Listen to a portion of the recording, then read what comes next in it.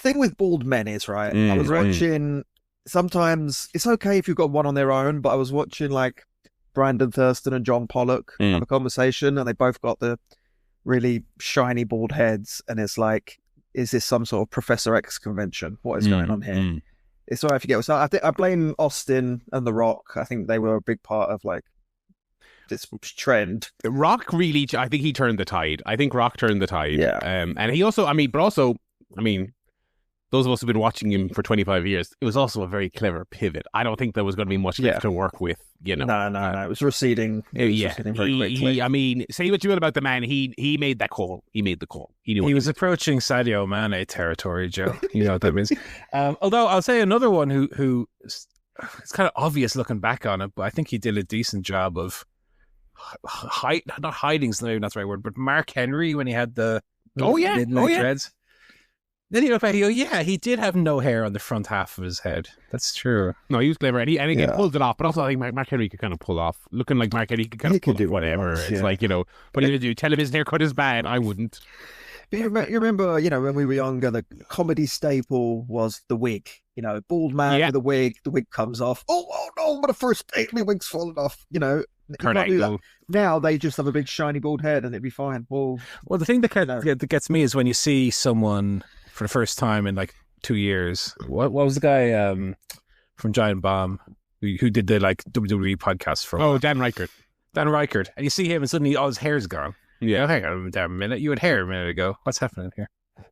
And I remember before he shaved it, I feel like it didn't really obviously look like it was receding, but you know what? I kind of feel like he was probably making a good judgment call there. That's the thing. There are some people who'll get out in front of it, which is very commendable. Commendable, rather than going the Baron Corbin route and or Mox, where it's like gets to the stage where it's clinging on for dear life, or they shave it off.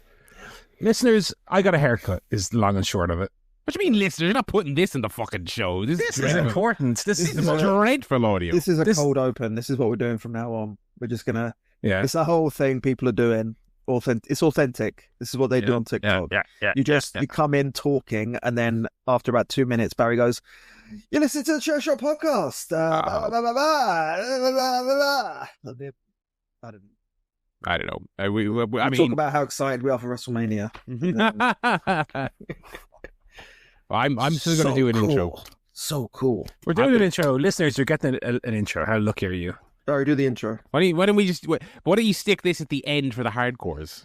I'll tell you what, I'll stick it at the end after 45 minutes of silence. yeah. Like it's like everyone's gonna be like, why is this file so long? It's like, well, it's like a post-credit scene. Or when you used to get a CD, you get like Nirvana, was it In Utero or Nevermind, where it's like, why is the last track 15 minutes long? Why is All Apologies so long? Yeah. It's like, oh, there's a secret track. But then when you burn the CD onto your iPod Classic, you just have one 15-minute track. It doesn't work. Mad, isn't it? Anyway, I'm still going to do the formal intro. All right.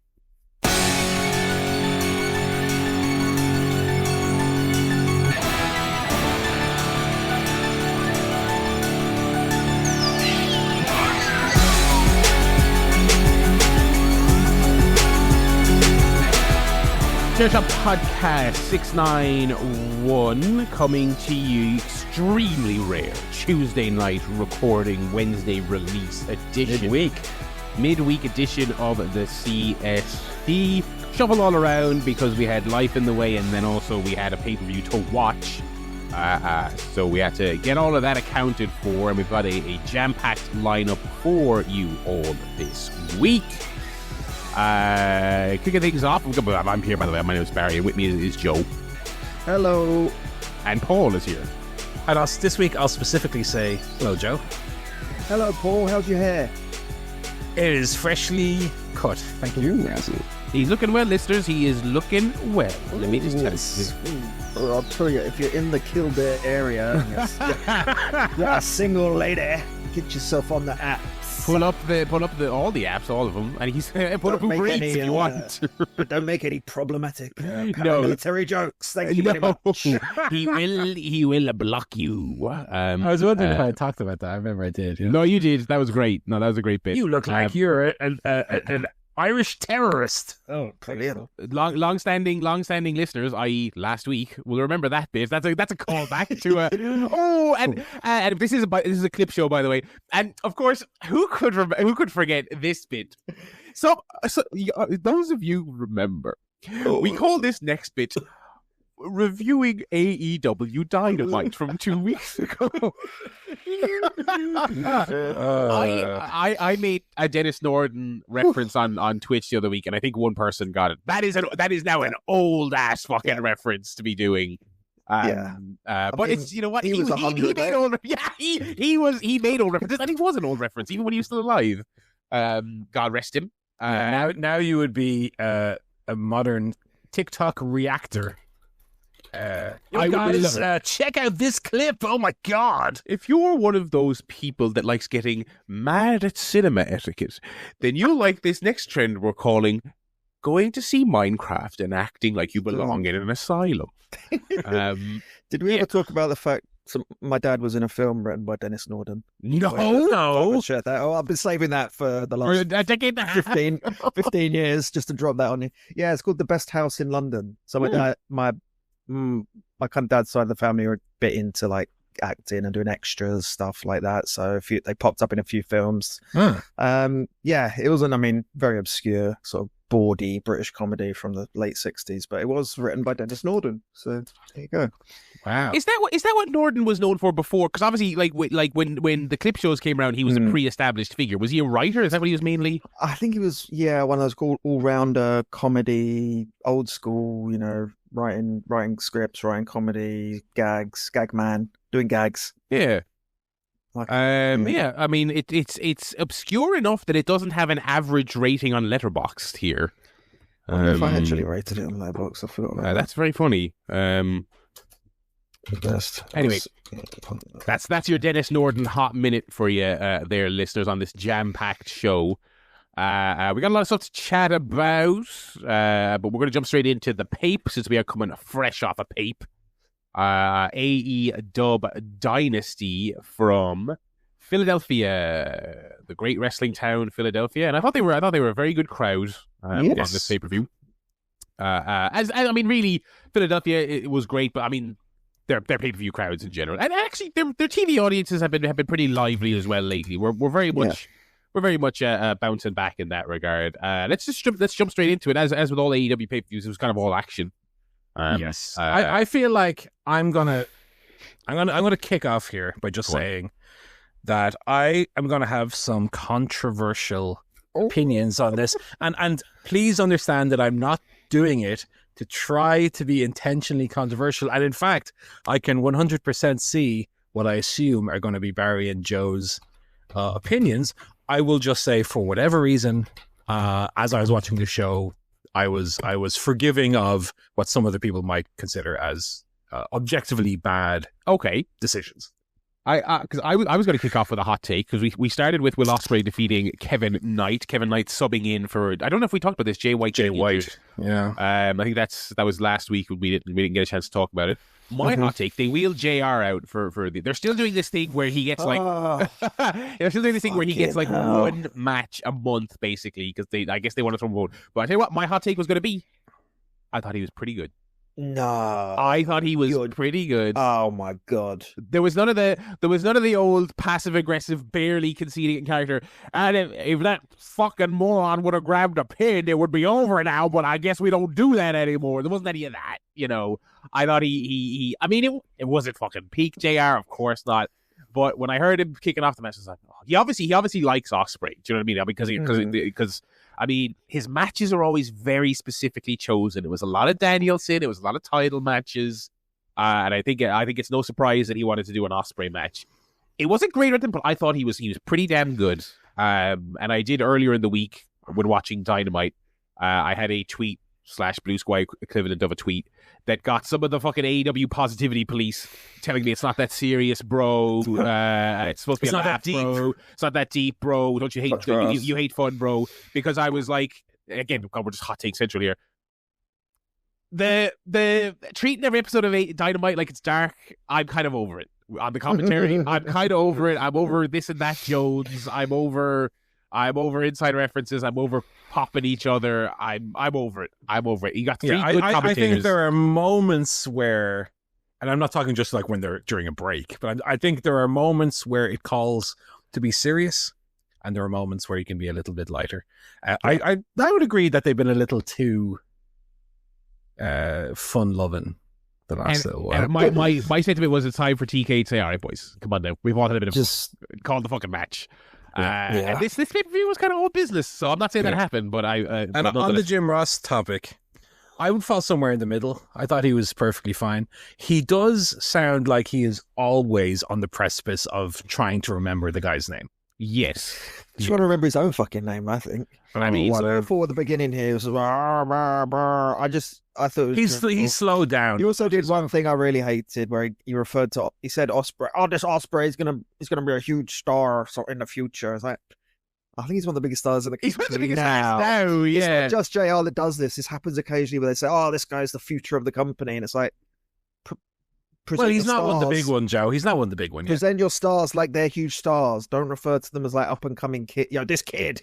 One day this kid's going to be a huge star. Yeah, no, I agree. And also, it's like we talked about, where so much of the in-universe, in-canon storyline is about becoming a star and about we're over all of that. But anyway, I didn't think he was amazing, but I thought he was all right. And in general, the commentary was. I didn't quite get the rhythm of what because they had Nigel in and out as well, and then Tony tagged in for most of the second half. I don't quite. But they've been doing this the last couple of pay-per-views. Are they just trying to give everyone their pay-per-views shine? So. Maybe. Match itself was really good. Would it, is it your I'll be talking about this at year end amongst the great Will Ospreay matches? Probably not, but I kind of like that it wasn't. I kind of there's a great wrestler on the show who I really like, who I'm going to critique later for every match having to be the biggest, epic, most insanely testing thing of my career every single night, and I'm a little over that. I kind of liked Ospreay not going full bore in this one. And my only kind of critique was like, I don't think he should have used the hidden blade to put away this guy that A, just signed, and B, he didn't exactly jump from WrestleMania main events. Kevin Knight, it was like an undercard New Japan strong guy. Do you know what I mean? This is hidden blade to put him away in the first round of the Owen Hart. I'm like, let me play devil's advocate. You play that devil's advocate. Ooh. I don't think there's any harm in a new guy coming over. Okay, yeah, as you say, he's not exactly Shingo or someone, but of course, give it a little bit of a rubski. The circumstances have just the cards have fallen in such a way that Jay White's injured. We have this guy's going to be in the match. I thought Kevin Knight way over delivered. I was really, really impressed. And the three recent debutantes, let's say, Kevin Knight, Megan Bain, and Speedball, I think all had tremendous nights. All looked great. So I don't mind that they gave him a little bit extra. And why not try and benefit from? I wouldn't, because I mean Ospreay. This is so Ospreay to a T. The guy comes in and Ospreay's like, I'm going to let him kick out of everything, and we're going to have it. That's him. That is his mindset. It's just I would have let him kick out of like an Os cutter and then put him away with a second one or something. Like I like the tiered finisher thing. Do you know what I mean? Where sure. He has to kill like Kenny with a hidden blade or a Tiger Driver. I suppose to be fair, he does have the Tiger Driver. I suppose ultimate. That's his burning hammer now, right? That's his big scary. But you also don't want to necessarily underline the fact that Kevin Knight's a geek. No, yeah, fair. Yeah, no, that's fair. That's fair. No, I haven't seen a lot of Kevin Knight prior to this. I was very impressed. I think I'd only seen I'd seen clips and then I'd seen his stuff since he showed up here, and I thought he's done quite well. Yeah, super athletic. The concern would be, personality-wise, what differentiates him from a Dante Martin, Speedball. Speedball's got the martial arts thing, but they're all Speedball is at least unique enough that you don't just mix him up with the rest.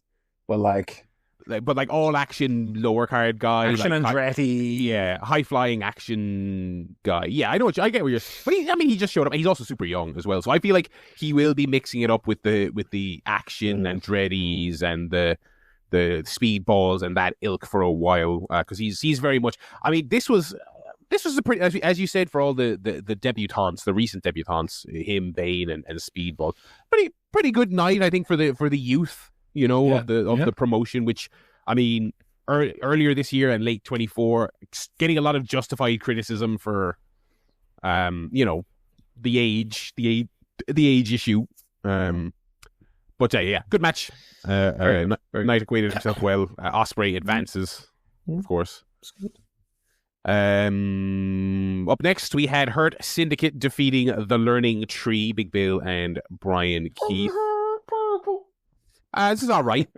I mean, it felt when they announced it, I was like, another pay-per-view match for the Hurt Syndicate that feels like a collision match.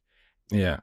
And this is like, I don't know, mid-90s, 1996 WWF Road Warriors as champions, or Legion of Doom as champions, facing like the Body Donners. Yeah.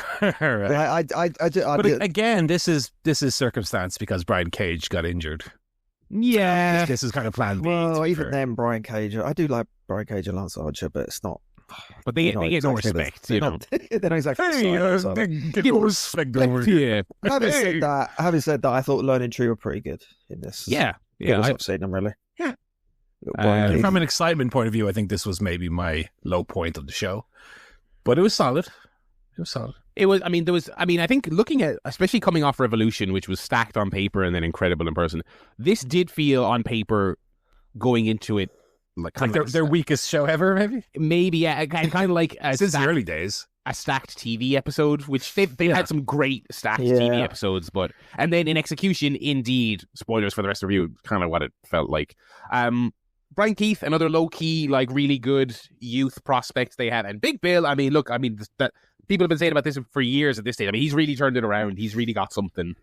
I'm super curious because they've obviously started planting the seeds for the Learning Tree exploding. I'm curious what his ceiling is. I'm curious what I don't know. I don't have a good feel. He's super talented and he has charisma. I don't have a good feel for how high he can go, but I'm curious to find out. Yeah, you need to. I just don't see anyone in this company being at the top unless they're a super worker. And I don't like just a good worker. I mean, like a top-notch Ospreay, Danielson, a Moxie. I mean, maybe you wouldn't call him a super worker, but like, but he's a big star, huge star, and good enough, great wrestler. They don't have a great track record of pushing big guys. No, true. Yeah, not a big monster heel territory. That's the problem. But yeah, you put them in the main event, and what's going to happen? They're going to have a solid match, but we've seen what happened the last couple of pay-per-views. The matches have been shit. The main events, and that's with like good wrestlers in. Yeah. So I think that's the problem. Was there chicanery here? There was. So MJF, one of many production gaffes of the night. The MJF used the ring on the outside. The director missed it.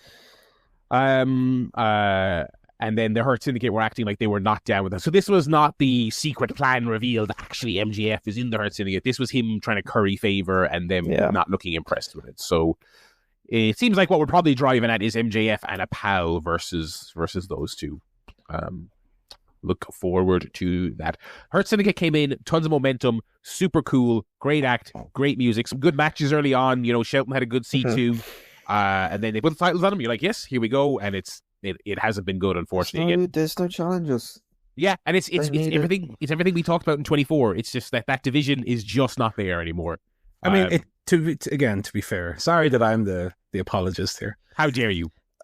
Here we go. Official AEW Paul pipes up. Didn't help when they're doing that pro. MVP was like, "You guys are fucking geeks who." Wiped my arse. Never mind, win a title. But we talked about that. I feel like that used to happen in WWE a lot when we were still watching it. Yeah. But the problem is, it's true. You know what I mean? Like, I know you shouldn't say that, and you shouldn't you want to build your opponent up and make sure that you're, they're a great contender. Yeah, because if you beat geeks, then what? You beat geeks. Well, exactly. But then people can see through it. If MVP's there shaking in his boots at the thought of, well, Big Bill's a fucking giant man. You can do something with that. He's Brian Keith, fair enough, but Big Bill's big. Big Bill is big, but I don't know. I mean, you just like when they went face to face in this match, Big Bill and Lashley, and he makes Lashley look small. I'm like, there's something you could have done with this in the build-up, surely, Yeah. I mean, it's time to get the Hurt Syndicate some proper opposition, I feel like. I'm trying to think, like, who's even... I mean, they're not going to do FTR because they're heel. They're not going to do Bucks because they're heels. And Christ knows we don't need a Bucks championship run. Kind of looking like, who can they even face? I mean, they don't have a lot of good tag teams. They don't have a lot, fortunately. Anyway. Non-title Owen Hart Foundation women's quarterfinal match. Monet defeated Julia Hart. Now, we're big Julia boosters here on this pod. Yeah.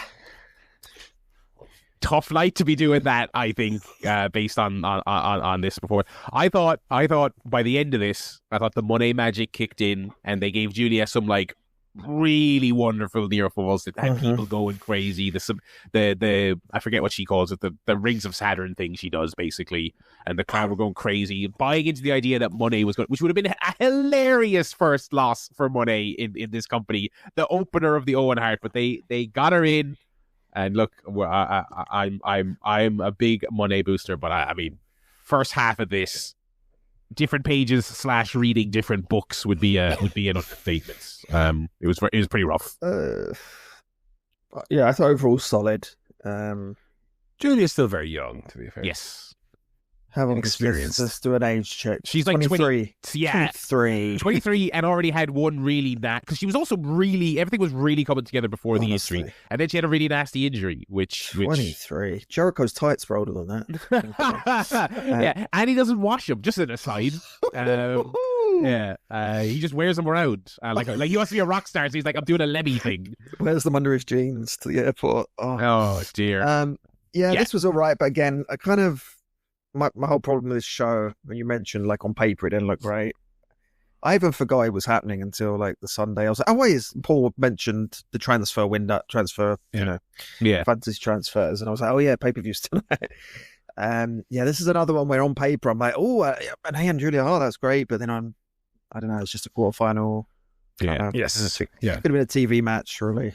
No, well, again, to underline what you said, Joe, this was the first pay-per-view I didn't watch. I watched a little bit Sunday night, I will say, but the first pay-per-view I didn't watch live fully since Brawl Out, which is for that I was on holidays at the time, so I couldn't watch it live, and so apart from the pay-per-view that I was away for, this was the first one that I didn't watch live ever. Yeah, and I didn't consider watching it live. I wouldn't know anyway, because I had work, but even then, I wouldn't stay up. This was not a show that you take the Monday off for. No, even on this. Paper, No.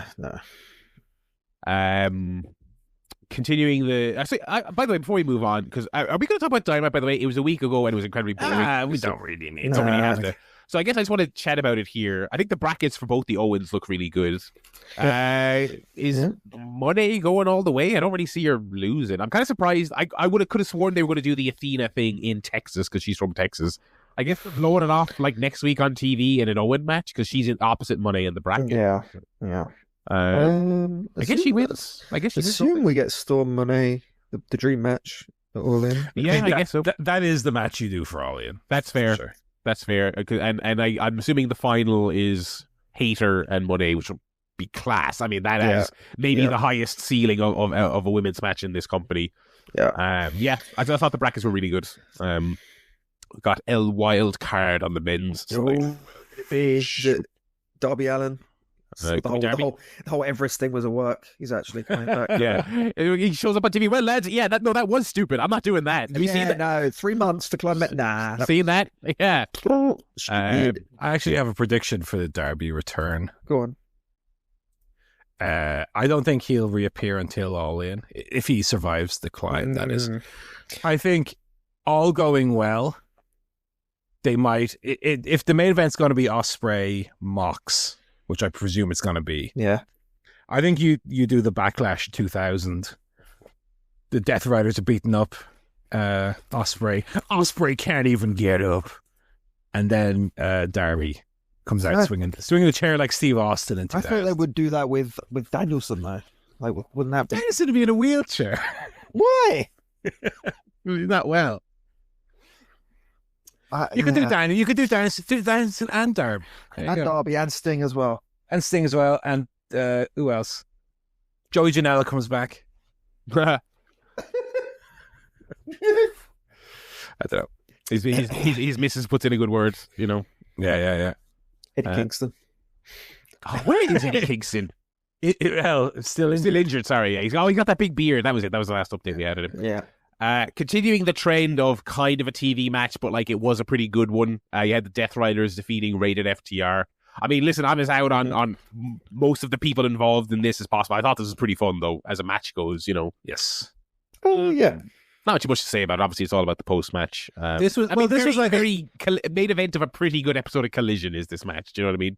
The thing is that, like, the guys in the match are capable of a good one, on a good night. FTR, I mean, let's not forget, are more than capable of a really, really strong tag match. Yeah. Pac, Claudio, I mean, these are guys that you should have high expectations for. I thought the match was quite good. And then, obviously, the post-match was the notable action, and I was nearly thinking, are we going to get the Christian turn here? But I guess we're holding that off for Double or Nothing, maybe. Yeah, I don't know how I feel about that. As someone who loves Edge and Christian, and loves Christian in particular, I don't know if I really want to see Christian. I mean, Christian's cool. Christian's cool and Cope isn't. I love him as this heel. I love him as this heel run, but I think that will make it work. They could do it. If anyone could do it. I think he's run out of road as the heel. They blew off the title thing. They've done the patriarchy forever. I mean, I'm glad they're teasing the Nick Wayne turn. So because the patriarchy feels like it's run out of steam. Yeah, sure. It's time to do that. So I mean, it makes perfect sense to team them up. You should team them up at least once. The thing though that I would do. Sorry to cut across you, Barry. No. Is Christian saving Cope doesn't necessarily mean he goes back to Christian Cage from 2002. I think you can keep doing Christian as he is as a heel, but as a babyface. Where he's doing the FTR, your daddies are dead shtick. And I think that'd be great. I think they could do a great odd couple routine. Instead of being like, 2001, we're doing our old shtick. Like they were on that network show, which was a lot of fun, but they were doing like 2000 Edge and Christian. Do Cope as Cope and Christian as his like odd couple. He's still a dickhead, and Cope's like, what's up with you, man? You're fucking odd. Yeah. Why you wear that top? I don't have any faith that they'll do that, but that would be a more interesting. FTR versus Radar Superstar, Adam Copeland and Christian Cage, my favorite tag team. All In would be good as well if we're talking Dream. And that's certainly, that must be where they're going. Although I will say, in this post-match angle, Jesus Christ, I feel like they were writing him off until 2027. They really went for it. I did like it. It was good. I did good old school. When he laid down on the gurney, throwing it over. And then he took out, he needs that shit more than me. It's like, well, yeah. Yeah, that was great. That was like NWA shit. Like, yeah. That was good stuff. So anyone who didn't see it, Bald pile drives Cope after the match. Bald got pinned, obviously, so they're doing the guy gets pinned and then turns heel. And he gets the concerto and he's teasing the concerto and Hare is like, oh, no, don't do that. I know, come on now. And then they hit him with the shatter machine and everyone goes, oh, what? And then they hit him with a spike pile driver on a chair and 2 concertos. I was like, Jesus Christ, this is like a death sentence. I like the spot where, I think, was it the spike pile driver on the chair where he was way too far across the ring? He was ages away. And Dax had to jump like he was doing a Van Terminator to try and get it. He fucking made it though. He just about got it, but he made it pretty good.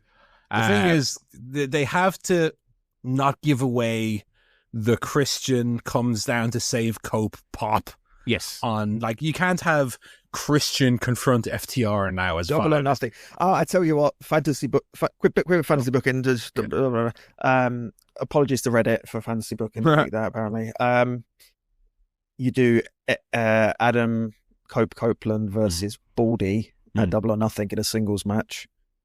Christian makes a save. Then how about that? Yeah. It has to be. They're going to give him another fucking spike pile driver off the top of the Hell in the Cell. And he needs to do a promo, like, especially if he's going to be back in time for Double or Nothing. I do think, not to get all fucking cornet about it, which I'm doing increasingly these days, but if he's going to be back in time for a match at Double or Nothing, I think they really need to sell it like he's like against doctor's orders, like yeah. And then they're like, if you do that to me again at the pay-per-view, I might die. And then Christian's like, all right, I'm stepping in now. I'll because also I think it has to make, I want them to try and make some effort for it to make sense that Christian would suddenly give a shit, I want that moment where his music plays as they're about to take out Cope. Oh, feeling the manda already. And he comes out with a big furry hat on and the glasses. So the other thing I wouldn't be surprised is if, I could see him running down and making the save. I could also see them getting ready to pile drive Cope off the roof of the building through 18 tables, and then I could see like Christian's music hitting, and he comes down like, we're fucking doing it, we're killing Cope, let's go, and he takes a chair and then he whacks one of them. I don't even want that. I just want it to be so obvious he's here for the save. True. And I'm be pumping my little fat fists in the air. Up next, bad news. CSP has they did not give Bane the reign, sadly. They still put her over. Like they really put the effort in to make her look like $1 million. But ironically enough, when she started ragdolling Tony around for like the first like third of the match, I was like, okay, she's not winning. They're having her kill Tony. But I was like, and I guess almost exactly what the finish is going to be as well. She'll be within a hair of winning, and Tony will get the roll up. Look, it's the TK formula. He does not go full bore with the new people. He just never does. Predictable. Predictable. Predictable. I'm a big mate. She's my favorite wrestler at the moment. I think she's so good. Like, what she really has is what I think a lot of wrestlers that don't have is that intensity, that kind of like conviction. When she does a move, it's like real conviction and like putting it in. I just hated the kind of slip on the banana spill. Oh, I got the roll up kind of thing. Like, she's just kicked out of the 3 bum to face moves. Yeah. And then the Storm Zero. And then it's like 1, which was great. Oh, that was great, yeah. And then she gets beaten with an inside crate. I mean, oh, God, I hate that. I knew it was going to happen as well. I was like, she's going to win with a fucking inside crate, or I hate this shit. Yeah. Honestly, I nearly forwarded through the next 2 matches. I was so angry. I'll be honest. Marking out, bro. It does feel like a missed opportunity. I think the most frustrating thing is that now I just assume she's going to go back to being on like Collision and wrestling. This is the thing. Yeah, I mean, she's not going to do anything, is she? We're obviously going towards Storm and Money, which is a fine direction, fair enough. But the question is more, what does Megan Bayne do? I mean, like I would rather she disappears off TV to sell the Lost Rock, because I don't want her on feuding with Thunder Rosa on Collision, like that in a way almost I think undoes a lot of this stuff, because they did put a lot of effort in. The match was really good. I thought she really acquitted herself well. Again, I mean, and the other thing as well, you talk about AEW's youth. Toni Storm is not even 30. I mean, Toni Storm is also like a preposterously young star. I mean, she's a whippersnapper. She is a whippersnapper. I also, again, this is such a minor thing. I didn't think they were going to beat her after she did the comedy entrance with Luther out there in the comedy Mickey outfit. You know what I mean? I was like, I didn't like that. I didn't like it. Just didn't. I know it was Philadelphia. I know, but also everyone does sense. It doesn't make sense to her character. Like, why is she suddenly in the 70s? Yeah. They've never been consistent on that stuff, because she's also should be in the 50s. She's been referencing like Wendy Richter ever since she started. She's been on the waterfront or something. I don't know. They did ask her on the scrum about it, and she acted as if she didn't know what Rocky was. Yeah. So. It was good stuff, but you kind of knew that's where they were going with that. I would have even just had Bane beat her and then have Tony win it back like a double or nothing or whatever. Like even just giving Bane the win here would have meant so much for her, and Tony wouldn't really not have lost any. No, because Tony's made regardless. Yeah, and to set the precedent, to go against what we're saying, to set the precedent that if someone comes in and gets the shiny new toy push, they might actually win at the pay-per-view. It's not just you don't want to fall into this thing of things feeling so predictable. Up next, we had the other quarterfinal match in the Owen on this show. Kyle Fletcher defeated Mark Briscoe. These two again are having another had another great match here. Great little series. Fletcher is obviously one of their big prospects. He's super, and he's going to be a big star for them. I just can't get over Mark Briscoe. He's just so fucking good. I mean, he is just so great. And like perfect to be feuding with this kind of guy as well. Like this youngster who's still figuring everything out.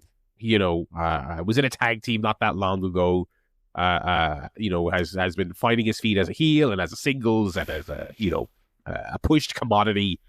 This is another great match. Another great match from these two.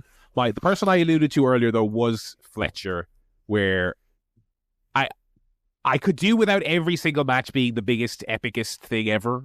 And I could also do without the NXT face after a 2 count, YouTube thumbnail face after a 2.9. That's minor. He's still super young, but like other than that, I mean, this is top notch. Very good.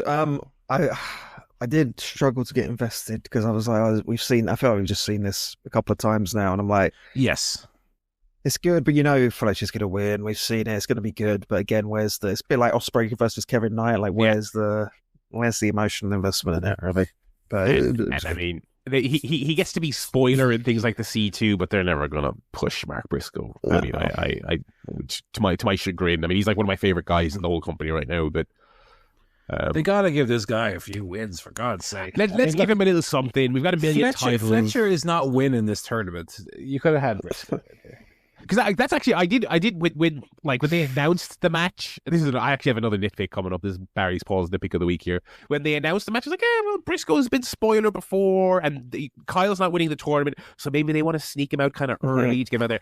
And then Fletcher comes out in the pink and black gear. Tony, memo for next year. It happens every year. It annoys me. No pink and black gear for people participating in this tournament because it's always the fucking cunt who's winning the match is wearing it. Okay, please. I mean, the year Cole and Baker both came out in the matching for their finals, both came out in matching pink. I was like, come on, lads, come on.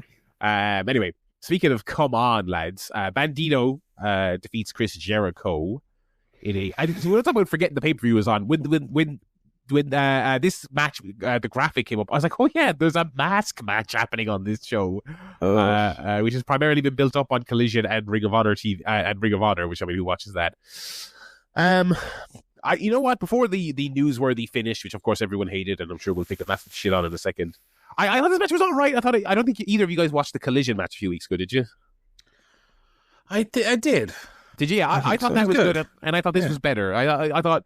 These guys work quite well together. Bandito had a shaky moment towards the end, but I thought it was one of Jericho's better matches for a nearly 20-minute Jericho match. It was not. I didn't think it was too bad. But I mean, you just have to talk about the finish. I mean, it's just the exact type of thing. I cannot stand. For anyone who didn't see it, Jericho uses the bat when the ref is distracted. He slides the bat behind the steel stairs.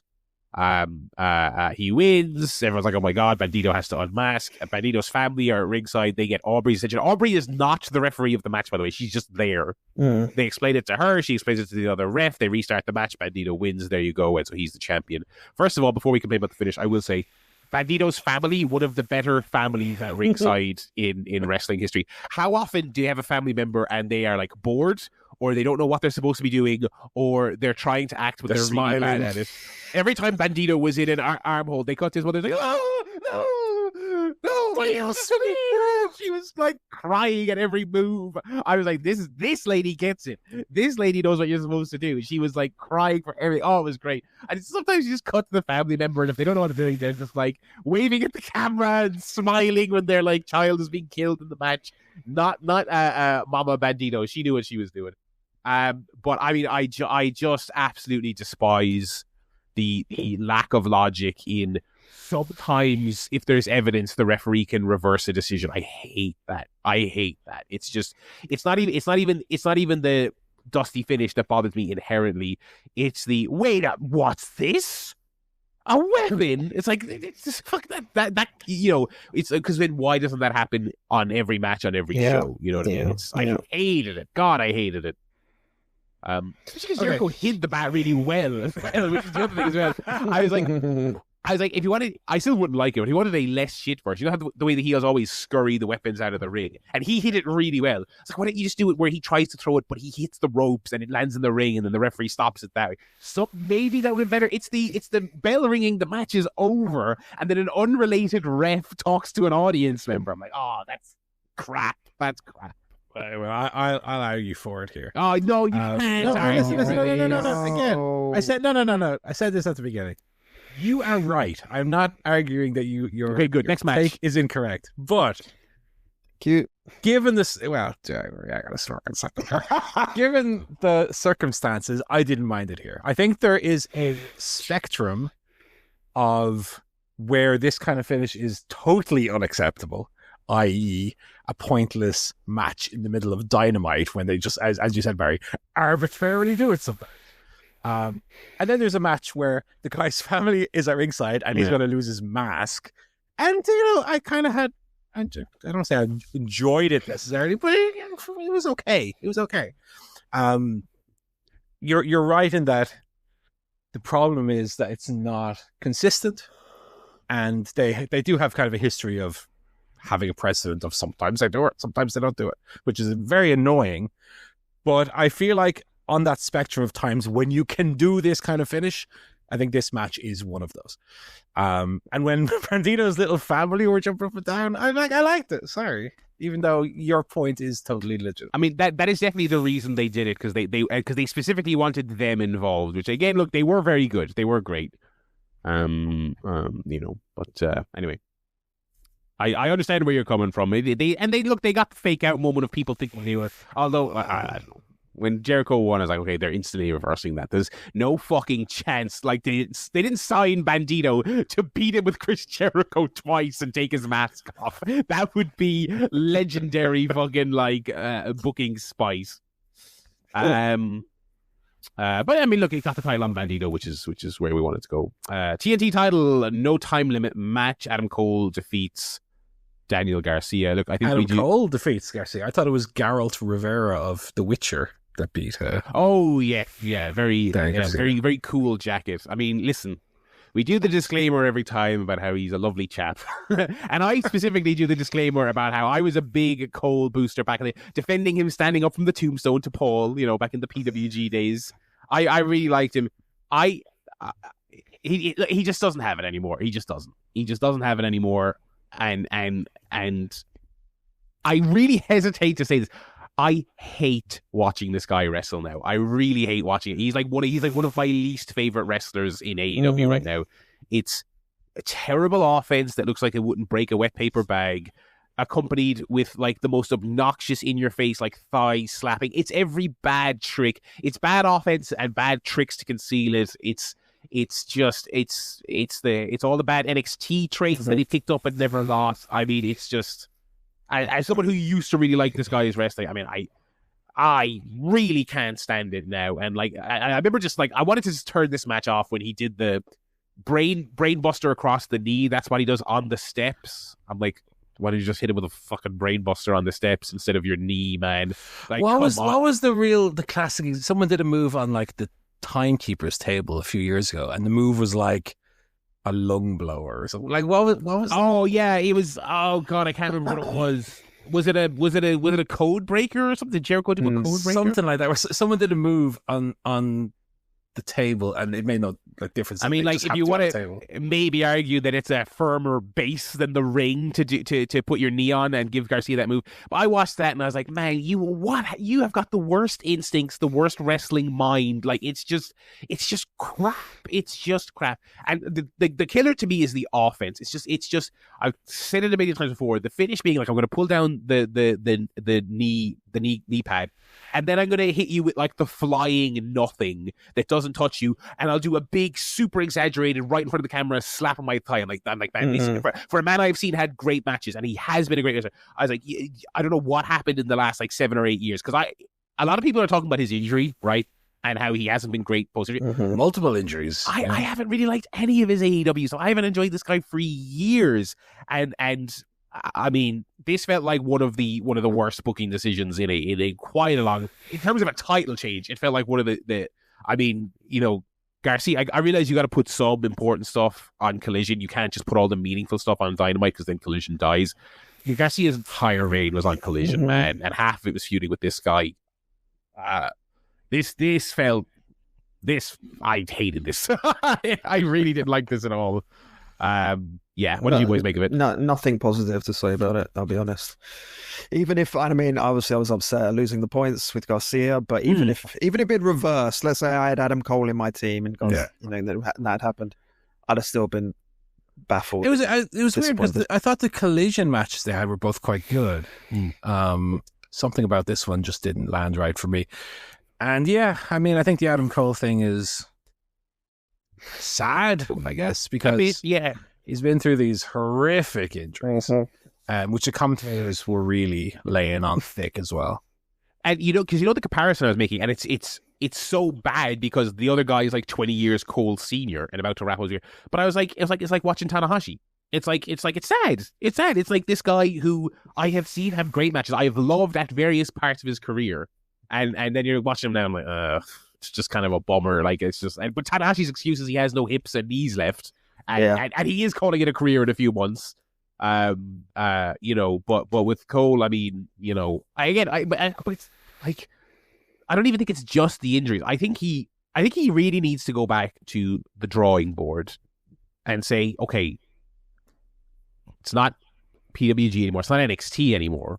Mm-hmm. And the other thing is, well, again, on my Cornette shit, I was like, hitting all the Panama Sunrises, like, brother, the world has moved on from the Canadian Destroyer. You and Penta are the last fucking guys still doing six in every match. But his Canadian Destroyer is not even particularly... And it was never a good one. And I always, even when I loved his matches, I hated his little hop off the turnbuckle. Right. I hate that move. It's rubbish. That's kind of the problem with Adam Cole. I'm loath to use the term moveset, but like his finishers being the little hop off the second rope for no reason into Canadian Destroyer and the pull down the knee pad into a leg. It's not like he hits a V trigger after he pulls the knee pad down. It's like a leg clothesline.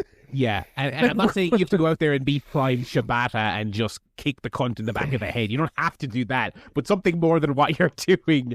I think as many wrestlers have in the past, I think he needs to say what I've been doing, because he also hasn't really changed his routine for a very long time. He's been this version of Adam Cole for a very long time. I think he needs to maybe like a Steve Austin post neck injury. Just about you just picked me at the post. No, but we're on the same wavelength. I'm like, you need to say, okay, I've been four fingers in the air, Adam Cole, Bay, Canadian Destroyer guy for a decade. He was doing that before he got signed to WWE. Let's change it up. Let's do something else. I'm gonna fucking shave my head and become a submission guy. I don't know, but like something other than what it is. So there you go. We'll see what comes next for both these lads on Collision. I guess these are kind of the unofficial colliders. I don't expect them to be regulars on Dynamite. Kenny Omega defeats Michael Bailey and Ricochet in a 3-way dance. Ooh. Just over 30 minutes. I gotta say, I've heard a lot of people. Obviously, this match is getting tons of praise, but amongst the praise, there are some people saying that they felt like they went a smidge long. I don't think so. They had the whole way through this. I was bouncing. And I'm very much you missed the peak, young bucks go home, guy. But I don't know. They were doing such mad shit that I didn't really care. They were all three of them were great. We sang Ricochet's praises. I mean, he's really put it together with the new character. And the confidence that has given him, I think, is reflected in the ring. Yes. And Mike Bailey, I mean, what a performance for his first pay-per-view.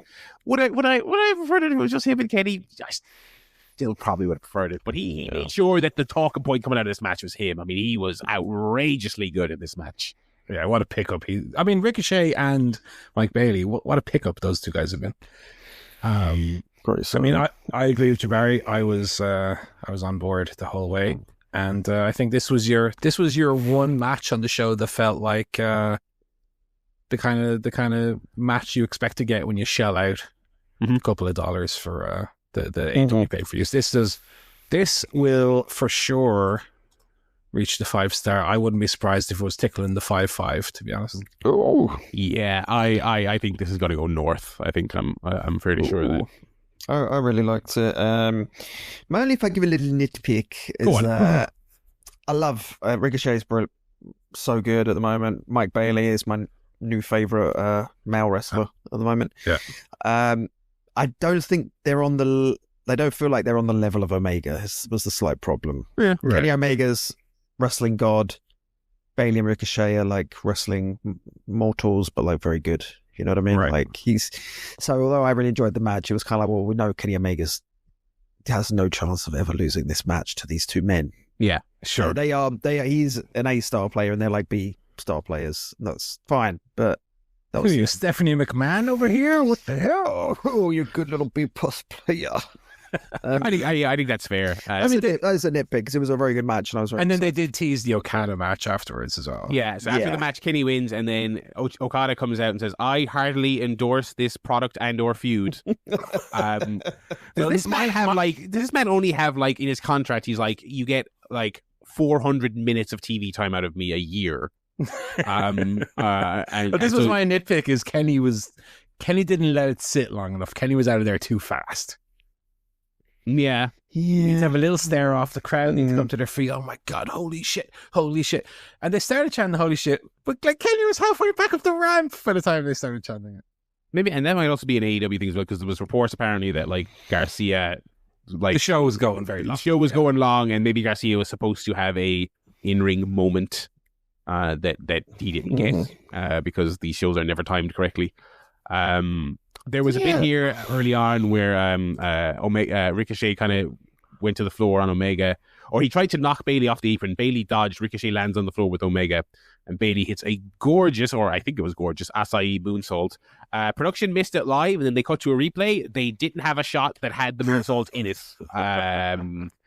Great stuff, boys. Great stuff. Well, I'm not doing a explanation for this either. But in my head canon, I was like, oh, that's great. Mike Bailey jumped so high in the air, he jumped out of shot. Well, he did, yeah. I mean, he did literally jump out of frame, to be fair to the producers here. But yeah, I mean, three great wrestlers. And like one of those three-way matches where you could tell they really wanted to do a bunch of stuff that involved the three of them in the ring. Oh, shit, I've never seen. The three-way pins. Very fun, very clever. The double half and half suplex, like that's just like we've seen a lot of triple Germans and stuff like that. They had their little moments where one guy was out and the other two went at it, which is fine. But like a lot of bad three ways are just that on a loop. Whereas on this, they were like, we gotta be in the ring together, doing shit together, and they're three very creative guys. Also, the finish, I'm like, he's not really going to hit the one winged angel here because they're like facing the wrong way. He's facing. I'm like, oh my God, these guys. Kenny Omega truly can do it all. Yeah, I mean, fucking hell, there's a guy that doesn't seem to have missed a beat from having half his stomach cut out of him. I mean, because like his TV matches have been really fun as well. Him and Okada, I mean, my God, it's crazy to think Kenny's coming back from diverticulitis, and I think the big question for that pay-per-view match is, will Okada bother his arse to have a great match? Probably will. He turned it on in the C2 final. Will we see him between now and All In, I guess, is the other question. Anyway, Mox defeated Swerve in the main event. A surprising finish. I did think I did think it was Swerve's time. I mean, I'm a big Mox guy, but I mean that's 0-2 right there. And he had some clunkers last year as well. I mean, I think this feud, even though we talked about how they've gotten it back on track to a certain extent, right? They've gotten away from some of the worst aspects of it. However, we are still in 06, 07 TNA territory where people do not give a fuck until a person comes out, right? When the ref goes down and Jeff Jarrett picks up the guitar, that's when we're going to stand up, because that's when the finish is actually starting. We are in that territory, and I think that's a really bad place for AEW to be. What did you make of it before we get into all the nonsense there at the finish? I thought it was very good. Okay. I thought it was boring. Yeah, I'm kind of more on Joe's. I thought it was not much before the actual... Very similar to the last pay-per-view. I was glad when all the shenanigans happened, because I was like, yeah, they're boring. Just let's get to the run-ins. Come on. Yeah. And also, again, go on, Bob. Well, let me just say again, like I talked about earlier with regards to the gravity, the Bandito Jericho thing, the run-ins here. Yes, I get run-ins and House of Torture style run-ins like the Death Riders tend to do. are very boring and trite and annoying. But when Joe and the boys come out, I went, yeah, fucking go Samoa Joe. I did as well. So again, I'll be a little bit more forgiving of it here. Crowds just like seeing Samoa Joe. Do you know what I mean? They always just like Samoa Joe is cool. Samoa Joe's cool. I mean, look, they did all their wackiness. I thought the match was really boring. They did an angle on Dynamite, the go home angle, where Swerve was dropped in glass, and then he sat up, not scared of Moxley. That was the go home angle, and then they exchanged wrist locks. they kept showing his bloodless back as well. Yeah, there was no blood, and then they started this match with a bunch of wrist locks. I'm like, Jonathan Moxley and Swerveford Strickland. You two lads know better than this. What is this exchanging holds crap I am looking at? You just did a bunch of glass angles on Wednesday, and the whole feud was about, are you really the most dangerous man? I suppose we'll acknowledge the Hangman thing. They were having a pull apart on Wednesday, and he said, I fucking hate you, and Swerve's like, you burned my house down, and Hangman goes, you deserved it, and Swerve goes, I know, which is a cool line. And then did you hear that? He said, I know. Shut up, brother. Shut the fuck up. He's mic'd up, brother. You're on television. I heard him say it. I don't need you to explain it to me. Yeah. God, like in movies where they show you the bit earlier that yes, he was at the murder scene. Look, see? Yeah, I saw the scene already. Always a bugbear. Always, it's one of my least favorite things about one of my favorite shows ever, Banshee, is whenever they do a callback, they show the scene in black and white. I'm like, no, release a director's cut where you don't do this. It's like one of my least favorite things in TV. Anyway, back to the match. Hanger comes out. Mox and Swerve were both. The ref got bumped, by the way. Mox and Swerve were both getting up, and he teased doing a buckshot, but you didn't know which way he was going to go before more schmozzes happened. And then later on, he hit Mox with the Deadeye, but he was countering Mox as Mox was trying to hit him with a move. So it wasn't. They didn't quite confirm that he was out there to fuck up Mox. He just kind of defended himself. So you know, the big tease now is I guess I assume for Texas we're going to Swerve and Hanger versus, I guess, the Bucks. I mean, yeah. So the big finale was the lights go out. Another great trope I hope I never see again for the rest. Well, of they're in ECW land. They are in ECW land. The lights go out. EVP trigger to Swerve. They weren't in their full Succession get up, but I hope on Wednesday we get a little bit of clarity, and they've just quietly ditched the. Nah. Why? They won't have. Well, I have no faith in that. But I don't know. That was such prelim rubbish. I mean, if they're going to be in with Swerve and Hanger and in the conversation with the Death Rider, also. So I think, as most people have pointed out, I don't think they were helping the Death Rider so much as they were like, we're going to kill Swerve because Hanger. Weren't they kind of feuding with Swerve, semi-feuding with Swerve before they disappeared? So it was more of a screwing with Swerve and maybe a screwing with Hangman thing, which is fair enough. Nonetheless, I want an explanation as to why they are now comfortable being back in the company when the whole story was they were running away from the Death Riders. Well, you people don't deserve an explanation. Oh, you're saying everything I don't like here. I look. I think they've struck a deal with Moxley. It's the corporate ministry. Oh, God. The Elite Riders. The Elite Riders. Elite Riders isn't bad, to be fair. That'll probably sell a few shirts. Elite Riders is not bad as far as names go. That's what they used to call Bullet Club fans back in 2016. Nice. Yeah, so certainly a newsworthy show. I would say a pretty. I mean, I've got the cage match. That's pretty good. I thought it was pretty good. Plenty of fun in-ring wrestling. Cage match has it as 6.6. I think that's probably about right. AEW's in-ring quality is such that even on a show like this with a lot of stuff that was a bit of a downer, plenty of good matches, plenty of good action. And one go out of your way to see match. Yes. Yeah. And I will say that, look, that time adventure kick that Mike Bailey does it looks fucking great every time. Yeah. He kills guys that kick. Oh. He's great. He is fantastic. And look, we're not going to talk about TV because it's ancient history at this point, but like I thought the Go Home Dynamite was like really dull, but in a testament to how much they've kind of gotten things back on track, it wasn't a great episode, but it wasn't like a bad episode. There was like nothing that was like irritating, really. Like they're back to that point where they've kind of got a nice, consistent level of quality. So even though stuff on this show I don't like, I'm like, all right, let's see where you go. You know, I want to see what you do with the Bucks thing.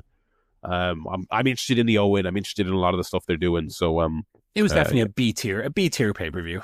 A B tier pay-per-view. But also, if you go on, compared to their usual standard, I mean. Yeah, but also if you bought it, you wouldn't feel like jilted, No. So yeah, that is Dynasty. What else we got here? I feel like there was some, before we get into the WWE related news, there was some other. There was two people. I forget who the second one is. Nick Wayne is doing Best of the Super Juniors, which I think Kevin is Knight is the other one. Kevin Knight is, but that's a logical fit, I suppose. He's a New Japan guy. Too good. More of that. I think. Yes. Send in your. Do you want to talk? We did various age checks. Nick Wayne is only 19 still, which is crazy. Hook should have been over on that as well. I think Hook is like, I've been crying for Hook to go someplace because I think the ops is a cool thing, but I think he needs an old tour of any of these places. Yeah, even like Rev Pro or Mexico, anywhere. Send them somewhere, to get those reps. I think that's a good shout for those two lads. And I hope to see more of those side of things. I would love to see them do more of that with their women's division as well. I mean, they sent Anna Jay to Stardom for a little while. I think I'd make use of those connections. New Japan aren't going to go. No, not interested. We don't want Hook. Thank you. We've got. We've got. Come on now. We've got Shooter Umino here. Anyway, we did have a very newsworthy SmackDown this past week, where unfortunately Kevin Owens bowed out of the WrestleMania and I guess TV for the foreseeable with neck issues, which are legit.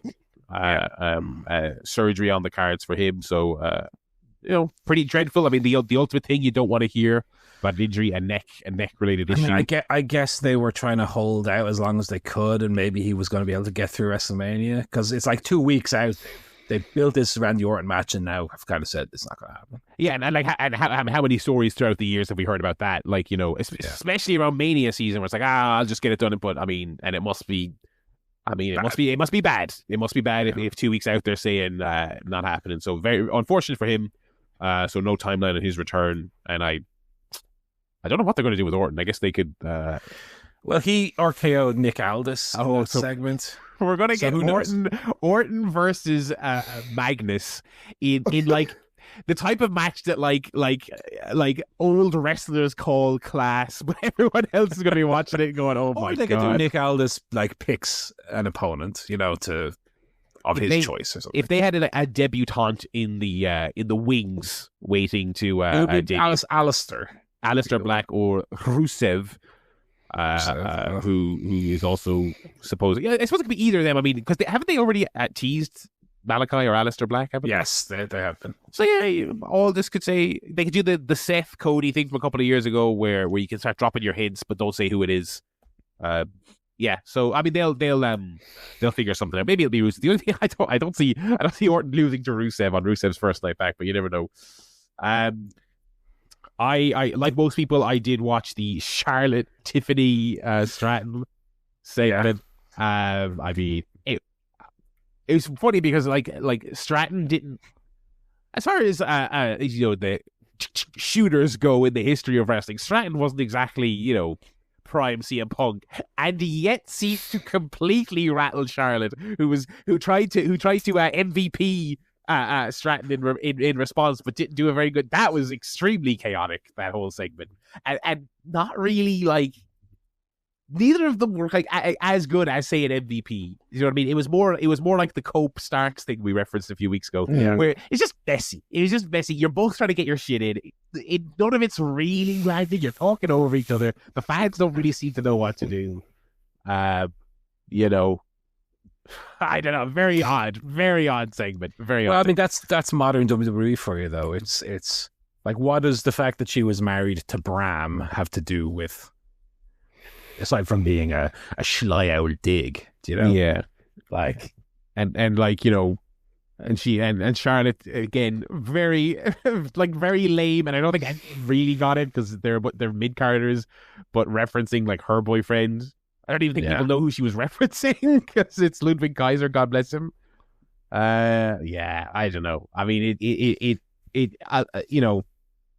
it was messy, but I don't think it was messy in like a fisty way where And well, that's the problem with this whole WrestleMania build, is that none of it's been interesting. Any kind of way, really. Oh, but hang on now, Paul. Hang on now. You seem to be neglecting the fact that CM Punk has cashed in his favor. Yeah, I was going to say. Well, and also Seth Rollins now wants a favor. The favor is we don't talk about WrestleMania. Yeah, well, yeah, done, sir. Favors. Granted. That's the new bloodline. Is favors. But they've been teasing that since what was Survivor Series, was it? Yes, War Games. Yeah. And for anyone who didn't see it, the favor was in this 3-way match. CM Punk cashed in his favor with Paul Heyman, which he said was, "I would like you, 100-year-old man, to be my second in my corner at WrestleMania," which Roman was like, shook at. He was stunned, and I don't know. I would have used it I don't know. Couldn't you? I would have. Wouldn't you? I kept that in your back pocket as like a Money in the Bank thing for when Roman's a champion again or something. Yeah. I mean, look, it's the intrigue in the match is again not to us because we don't care, but the intrigue is who's Heyman going to be with. Again, kind of like what we were talking about with AEW main events. The intrigue in this match is who's going to turn on who's going to run in. Will there be alliances formed? Will there be a betrayal? Will Heyman's going to come out with Punk, but will he end the match with Punk? That's it. But this whole storyline would have worked. This whole storyline would have worked if it was Punk against Reigns at WrestleMania. Yeah, but I don't know what Laffy McGee over there in the corner. Yeah, but then he's not going to pin Reigns, is he? So that's the intrigue, though. Rollins has got to be there to take the pin. So I mean, it's surmising. In his flares and big furry jacket. Paul, you just don't get it. He's a heel.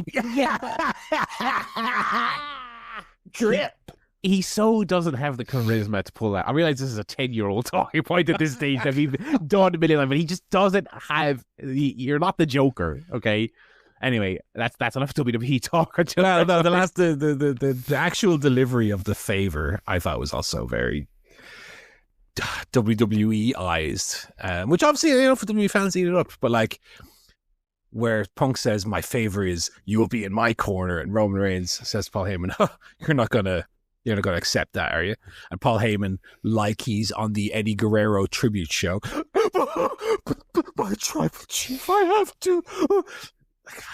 I can't. Heyman is one of those things that really keeps me at arm's length from I've enjoyed various bits of the over the top. He's so over the top.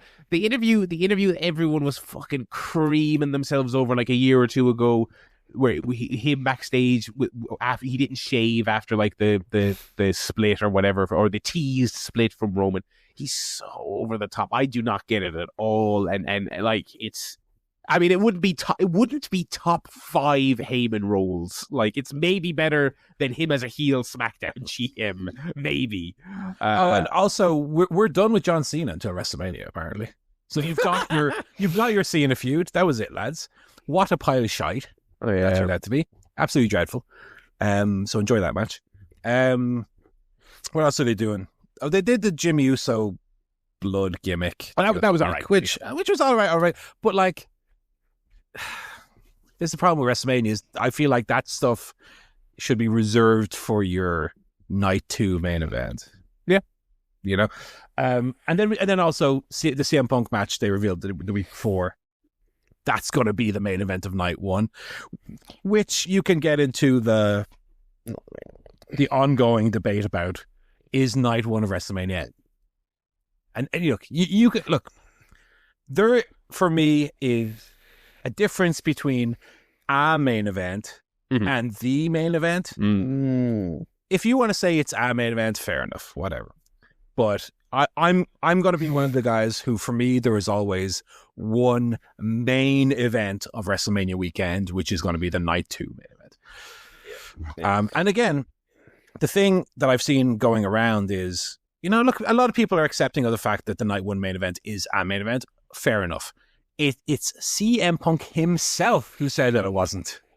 CM Punk himself said this on AEW TV. But that's when he was getting paid by someone else. Oh, well, that's the thing. Yeah. It's not like he's not a man of principles. And in 6 years he can come back to AEW and say the WWE shit, and then Yeah. Yeah, I mean, genuinely, absolutely. He'd be hugging Jack Perry and saying, "Oh no, actually, I love Jack Perry. It's the best."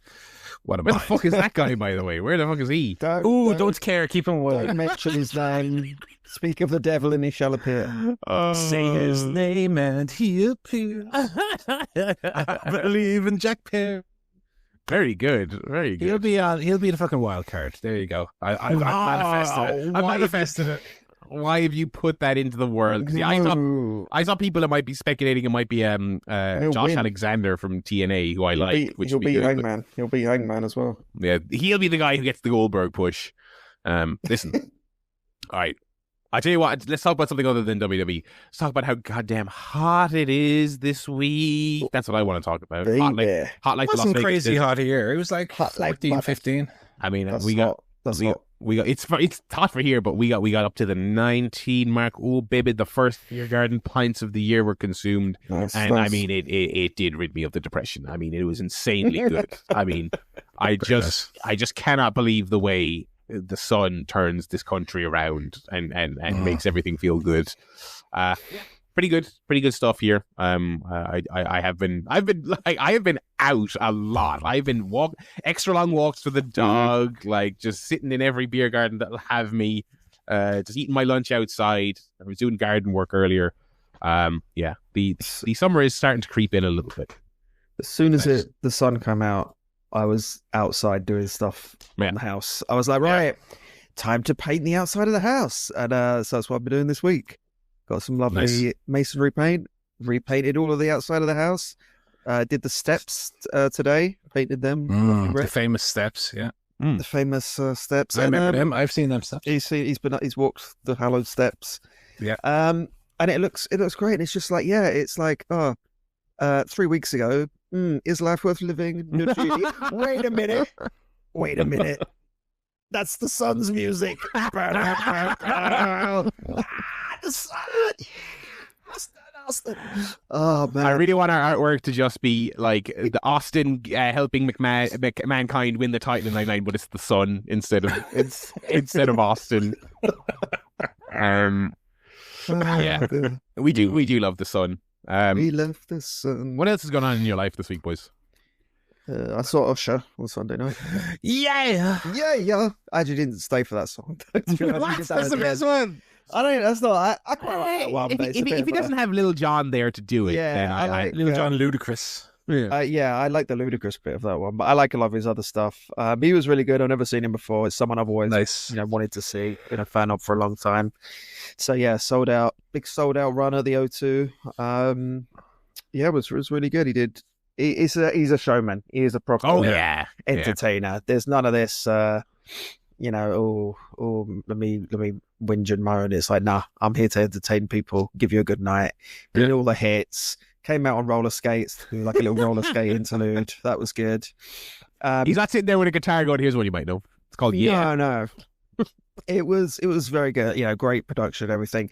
There was a point though where probably about halfway through, 2-hour show, halfway through, he brought out a little band to do a few like slow jams kind of songs, which is fine. A few people left, went to the bar and toilet and that.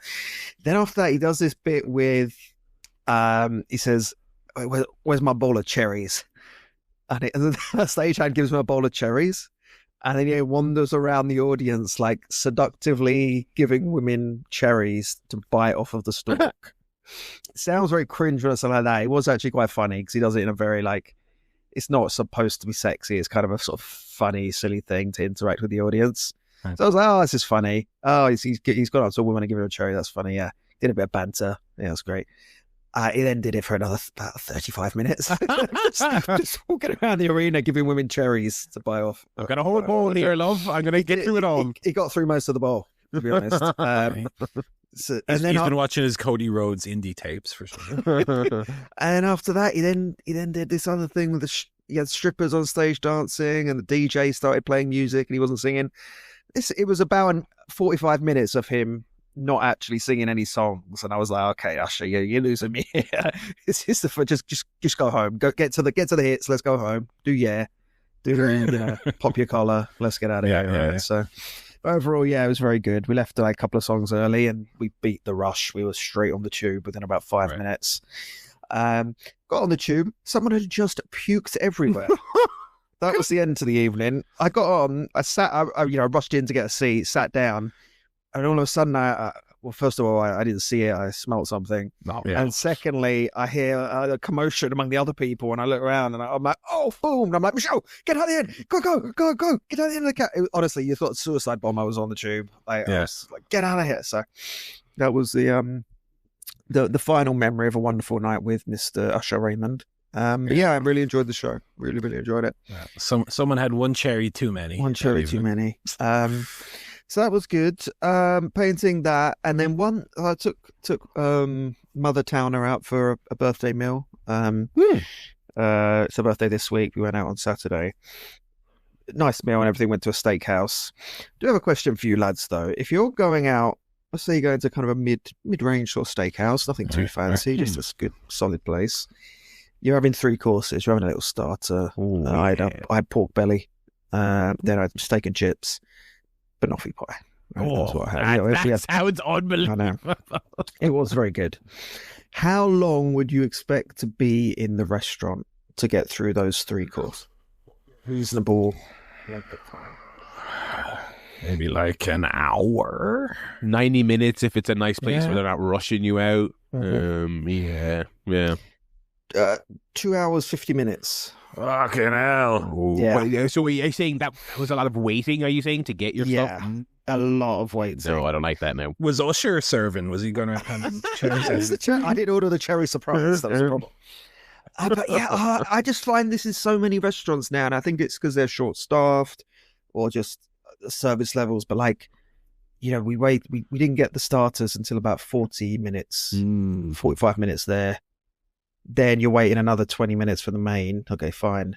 Then it's another half an hour in, and I'm like, oh my good God. I just get, to me, I would say 90 minutes. For a 3-course meal, 90 minutes to 2 hours is perfectly reasonable. But God, 3 hours of especially once you've eaten your main and you're just full. You're just I kind of just want to stuff down my dessert and go home now. So I just wanted to get your gauge on that, see if I was being unreasonable, but I don't think I was. No. So that was an exciting week. I have a similar question. Go on. Mm-hmm. How long would you say is acceptable from the time you go sale agreed on a place until there's some semblance of something happening in terms of actually then making the purchase? 6 months sound about right? Oh, God. I mean, morally right, no, but accurate to life, yeah.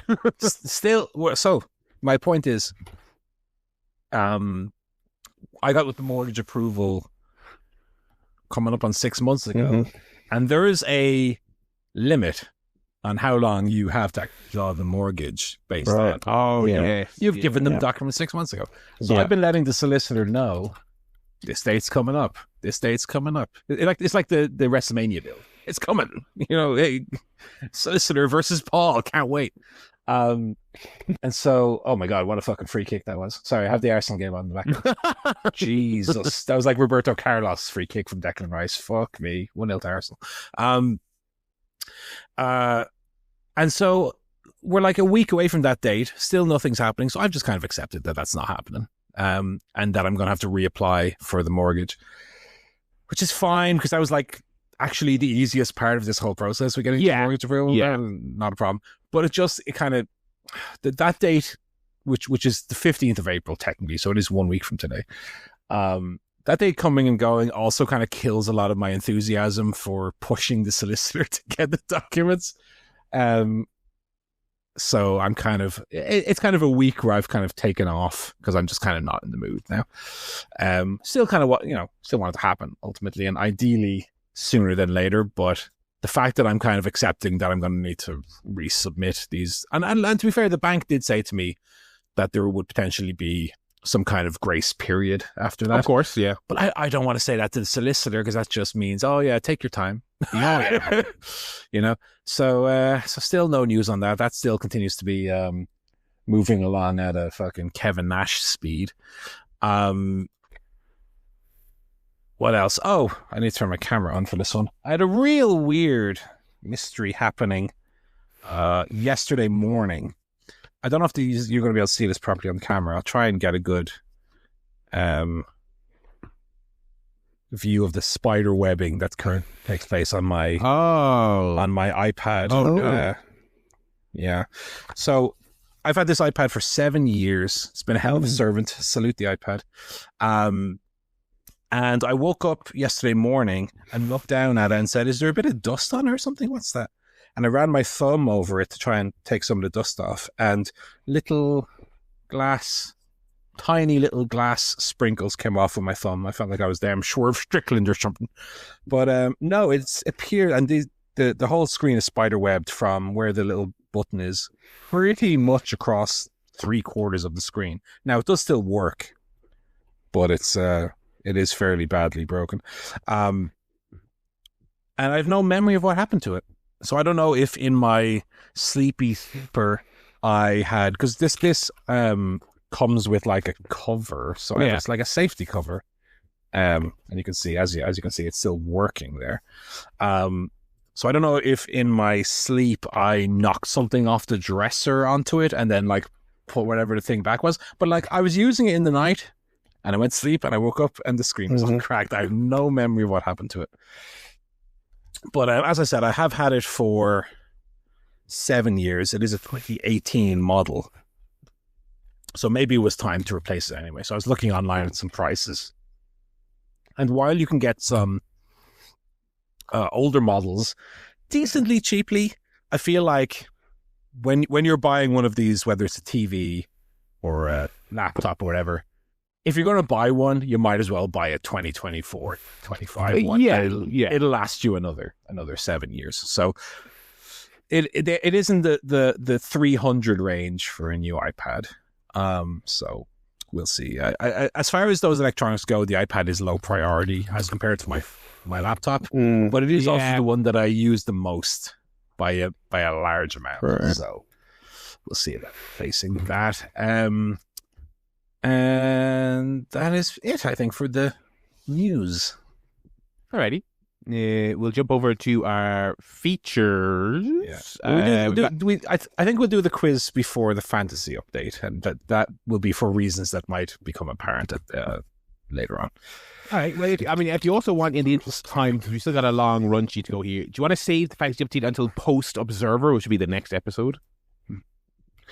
We can do, yeah. I mean, I could just say on the fantasy thing, Barry had a very good pay-per-view. Me and Joe did about the same, and Barry's going to do even better post Friday. So, and post Friday may indeed be in the lead. We'll talk about that. Cliffhanger. Okay, we do have a new quiz format, or actually, an old quiz format that I've forgotten the name of, so I rebranded it. First question: what was this called 6 months ago? So I'm calling it All Japan Forearm Exchange, or New Japan Forearm Exchange, or Japanese Forearms, or whatever you want to call it. Strong Style Forearm Exchange. Strong Style Forearm Exchange. Essentially, this is a kind of a spin-off of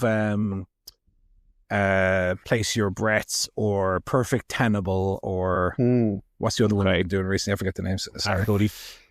Not so much Pass Cody, but essentially, there's 5 categories here, and each category has like multiple correct answers, and you guys are going to go back and forth giving answers until one of you gives an incorrect one or gives one that's already been given.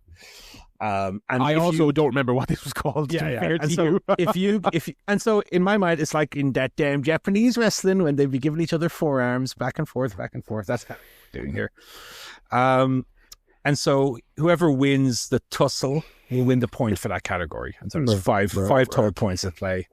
In case of a draw, you get a point. And so I suppose it can end as a draw, but hopefully not. So we have 5 categories, 4 wrestling categories, and of course, our 1 non-wrestling categories. So I think, Joe, I let you go first last time. Barry, do you want to pick a number between 1 and 5? 5. Okay, 5, and you will start here as well. Okay, so we have 32 possible correct answers. Okay, and we're looking for John Cena films that John Cena is credited in, either in a starring, even a cameo role. We're not including things like Thug Life, the John Cena WWE Network documentary. These are feature films. Okay. Can I start? Yeah, please. The Marine. The Marine. Okay, Joe. Cock blockers. Yeah, I'll accept it. It wasn't called that, was it? It was called Blockers. Blockers, yeah, but yeah. I'm thinking, okay. Suicide Squad. The Suicide Squad, rather. It is the. I was going to allow it anyway. That's it. But yeah. Joe.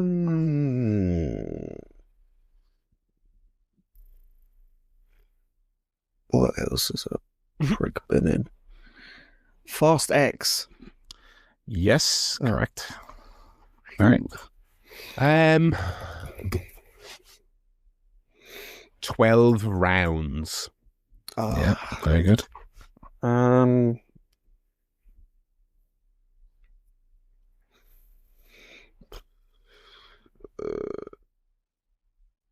sure there's been a lot of stuff recently, but would not have seen any of it because I don't watch that kind of shit. Was John Cena been popping up in? He was in Barbie. Correct. Well done. Barry, back to you. I'm sticking with WWE fucking films for some reason. Legendary. Very good. Yeah, correct. I will say there's still some big ones on here. There's some big ones on here for sure. Yeah. That you know. Well, yeah, do I know them? Maybe you don't. I really don't know.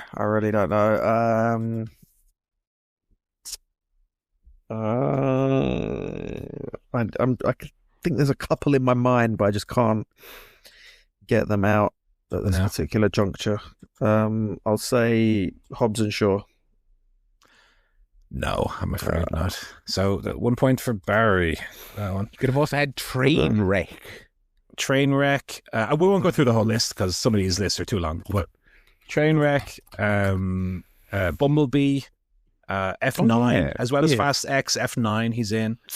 Teenage Mutant Ninja Turtles Mutant Mayhem recently. Argyle, Ricky Stenicki. Ricky Stenicki. And who could forget Scooby-Doo WrestleMania Mystery? Yeah, well, of course. One of my favorites, which I've actually seen.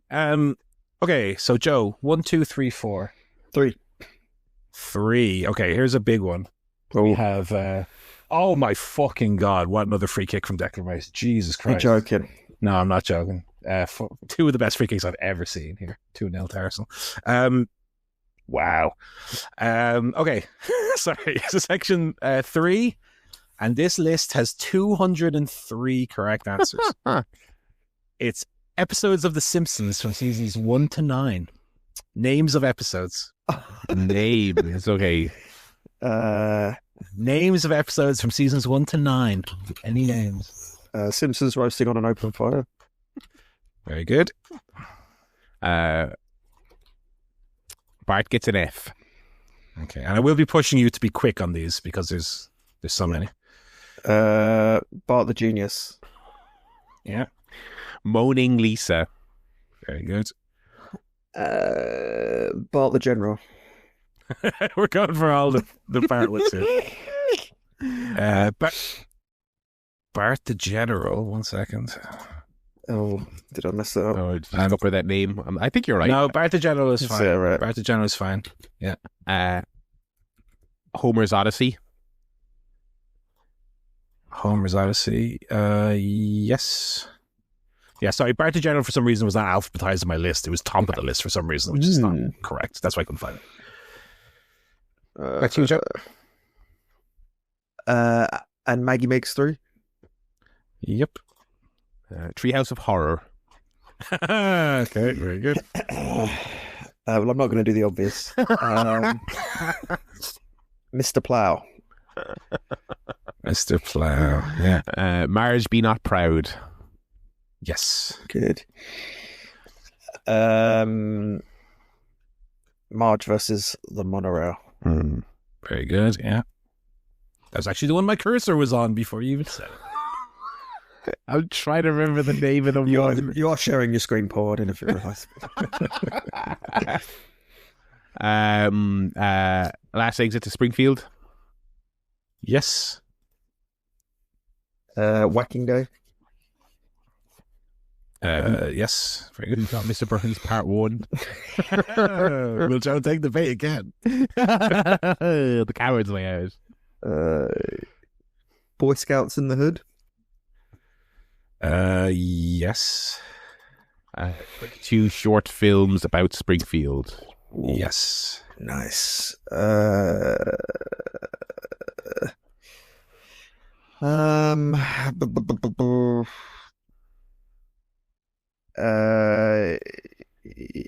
Treehouse of Horror 3. He's doing it! I can't believe he's doing it! Okay. A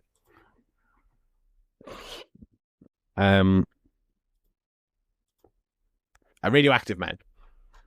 Yeah, very good. The Call of the Simpsons. Ah, very good. Yeah, very good. Very good. One of my least favorite episodes. Yeah. No, not great. So. Although that car salesman's a great one-off character. Oh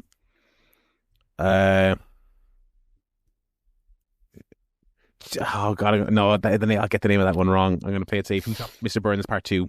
That's a coward. I know, but I Joe, go on. Burns Verkaufen der Kraftwerk. Correct. Yeah. Cape Fear. Yes. Homer Goes to College. Yes.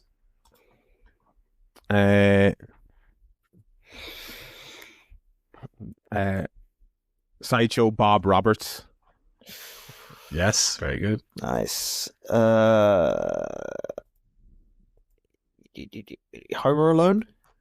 You Yep. got that one. Yeah, that's fine. I mean, the tricky thing now is remembering what's already been said as well. Yeah. Homer's Enemy. Yeah. Homer's Enemy. A fish called Selma. Yes. Okay. Homer's Phobia. Very good.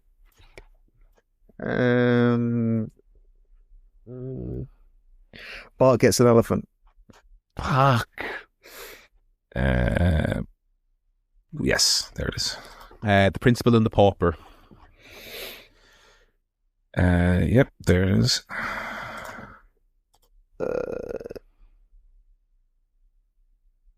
Deep Space Homer. Yep. The 138th episode spectacular. I believe that's correct.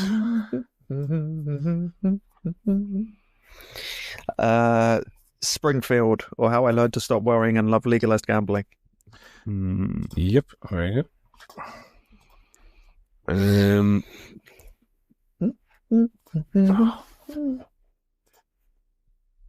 Oh God, I've got a couple and I don't know the exact names. Oh God.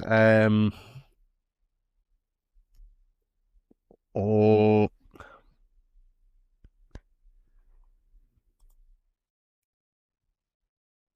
Fuck. I'm staggered. I'm in the forearm exchange program. Let's be having it.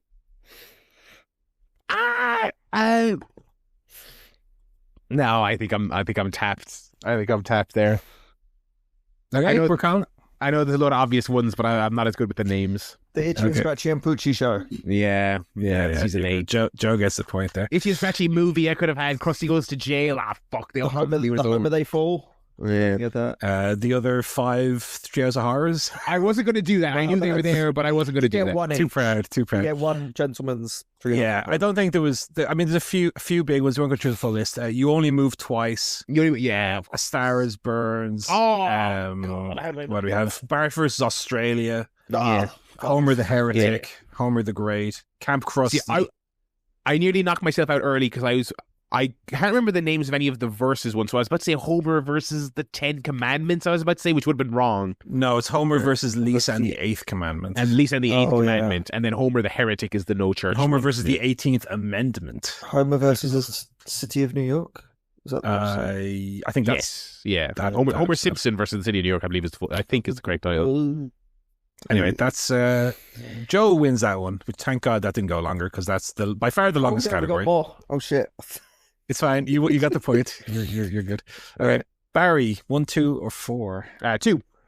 2. Okay. How good's your short-term memory, guys?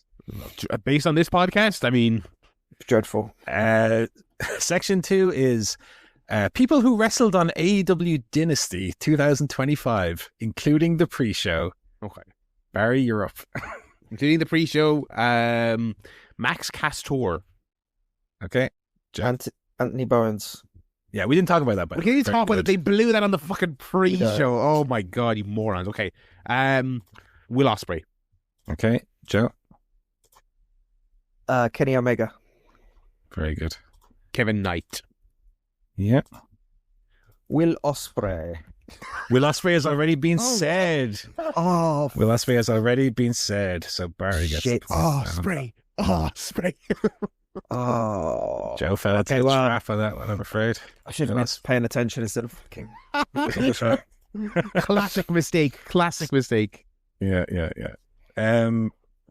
Yeah, we won't go through the list there. We've already done it on the podcast. But also in the pre-show, Nick Wayne, Action Andretti, Leo Rush, AR Fox, and the Top Flight Boys also. Hey-o. To the main card.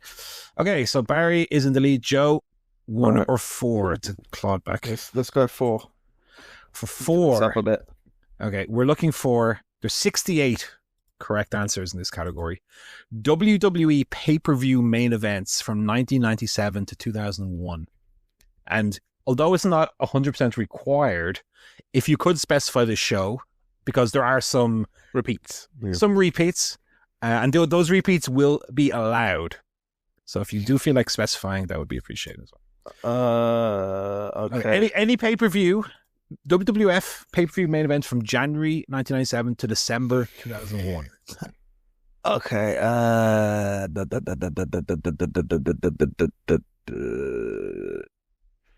Is this the actual main event or the CM Punk main event? The real main event. Actual final match. Okay, I'll go HBK versus Undertaker, and I'll give you the show. It was Royal Rumble 1998 casket match.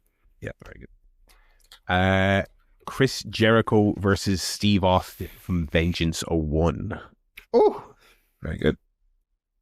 Steve Austin versus HBK. WrestleMania 14. Yeah. Team Alliance versus Team WWF from Survivor Series 2001. Yeah. God, who's in this?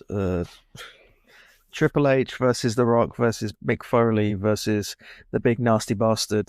No More BS. Big Show, Paul White. Yeah. McMahon in every corner, WrestleMania 2000. Very good. Kurt Angle versus Steve Austin, Unforgiven 01. Correct.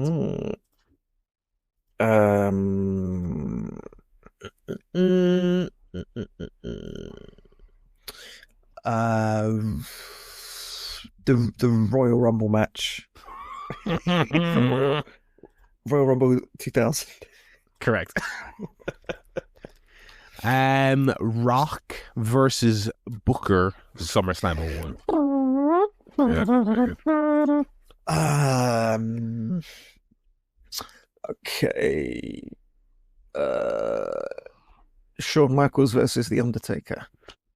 Hell in a Cell at Bad Blood, 1997. Yeah, very good. Team WWF versus Team WCW ECW at Invasion 2001. Yeah, very good. Oh, baby, now we got Bad Blood. Fuck, what was the... I'm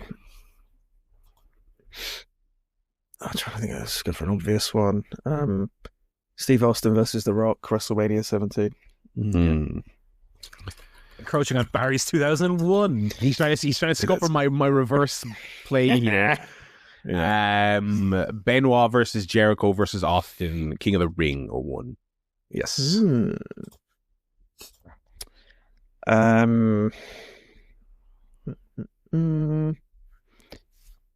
It's Triple H versus The Rock, Judgment Day 2000. Very good. Undertaker versus Steve Austin, Judgment Day 01. Very good. Your 01 50 knowledge is second to none. I skipped No Mercy because I couldn't remember which one closed, but I might do it if I get desperate. You actually skipped 2. Oh, did I? No, I'll think about it. I'll come back to it later. Steve Austin versus Vince McMahon, St. Valentine's Day Massacre. Yeah, very good. Kane and Taker versus Austin and Triple H from Backlash 01. Correct. Which King of the Ring was this? Shit. 2001. Oh god, I can't remember that one.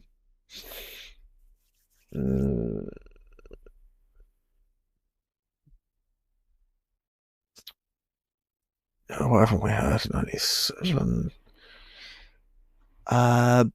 Bret Hart versus The Undertaker, SummerSlam 1997. Very good. Yeah. Rock versus Angle, No Way, 2001. Yeah. The Rock versus Mankind, Survivor Series 98. Deadly Game. Ooh. Deadly Correct. Game. The Royal Rumble 2001. Correct.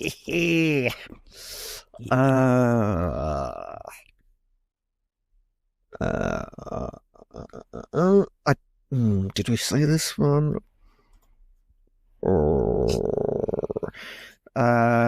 Austin Rock, WrestleMania 15.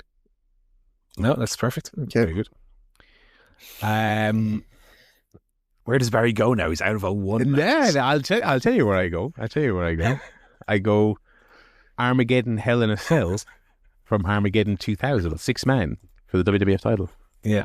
I don't even count the 6. That's fine. You know what the match is. Steve Austin versus Mankind versus Triple H, SummerSlam 1999. Correct. Very good. Jesse Ventura, special guest. You little bastard.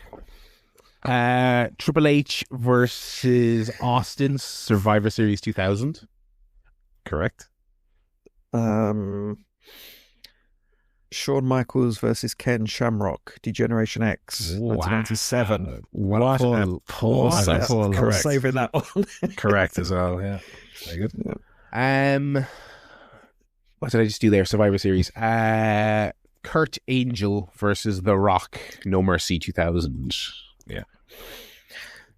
Bret Hart versus Shawn Michaels, Survivor Series 1997. Yeah, big one that went. I don't know if you heard of that one.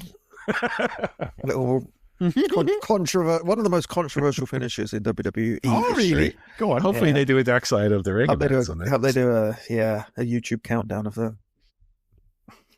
Okay. Okay, this is the first one I'm not super sure of, but I'm gonna take a punt on it. Was it a 4? It was a 4-way. Okay. Rock versus Benoit versus Undertaker versus Kane, Unforgiven 2000. That's correct. Yeah. Oh, he's done it. What's that show called? I'm going to say Over the Edge 1998. Steve Austin, Dude Love. Yeah, of course. I just rewatched that on stream last week. That is still a class match, by the way. Okay. Rock, Triple H, Angle, SummerSlam 2000. Very good. Oh, God. Struggling now. Austin, Undertaker, SummerSlam 98. Yep, perfect. Cool.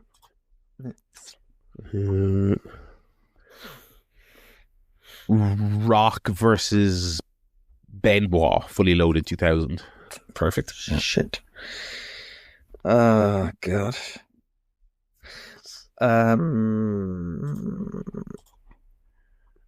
Barry might have said this, but I'll go Rock, Triple H, Big Show, Survivor Series 2000.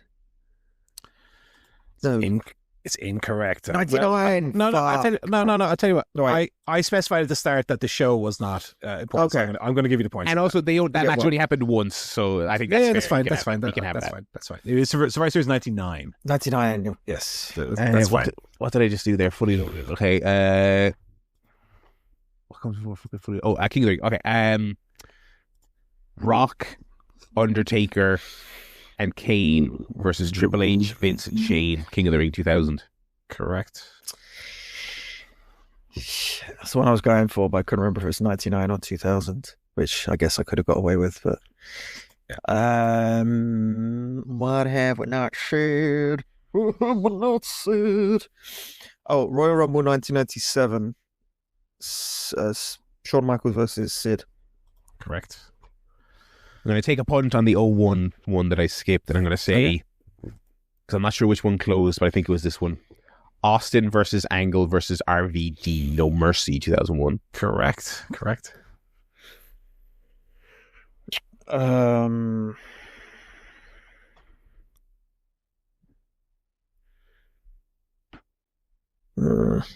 Struggling here.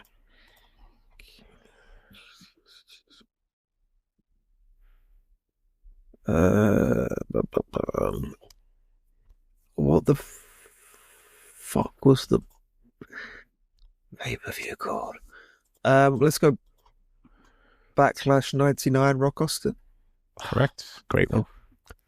Okay, what did I see there? I did King No of the Mercy Ring. 01. I did No Mercy 1, then I did King of the Ring. Okay, we'll go back. Joe did Judgment Day already, so I'll skip that one. Rock, Triple H, Backlash 2000. Correct.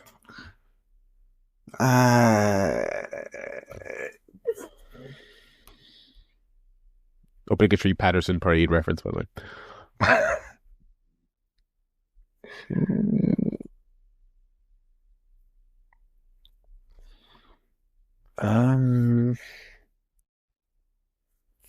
Fuck, who was in that match? Jesus Christ, I can't remember. I'm getting close to tapping out. Look at it's gonna tap.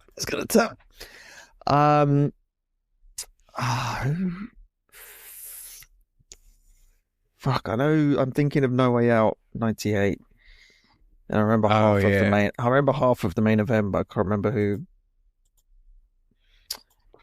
Pillman. Oh, can I remember all of the people in it? Canadian Stampede 1997, In Your House. Bret Hart, Owen Hart, Jim the Anvil Neidhart, Brian Pillman, the British Bulldog, Steve Austin. Oh, fuck. Gold Dust. The Road Warriors. And I don't know. No, I can't remember.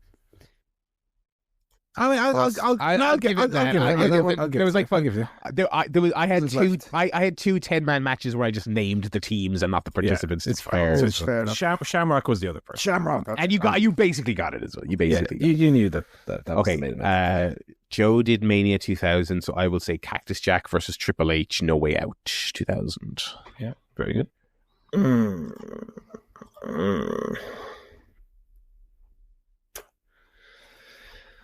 Did we do? Was that the main event? Austin versus Kane, King of the Ring '98.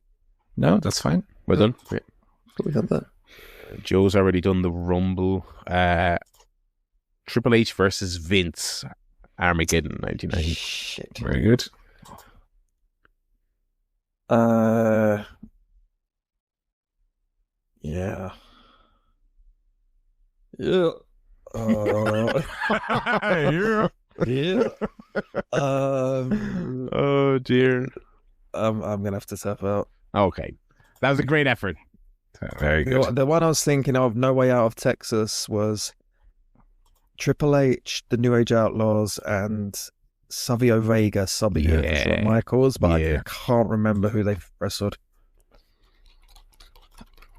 Yeah, or if that was even the main event. I assume it was. It was. If you could have given me a few of the people on the other team, I'd give it to you. No, well, it was Austin. Austin. I don't know.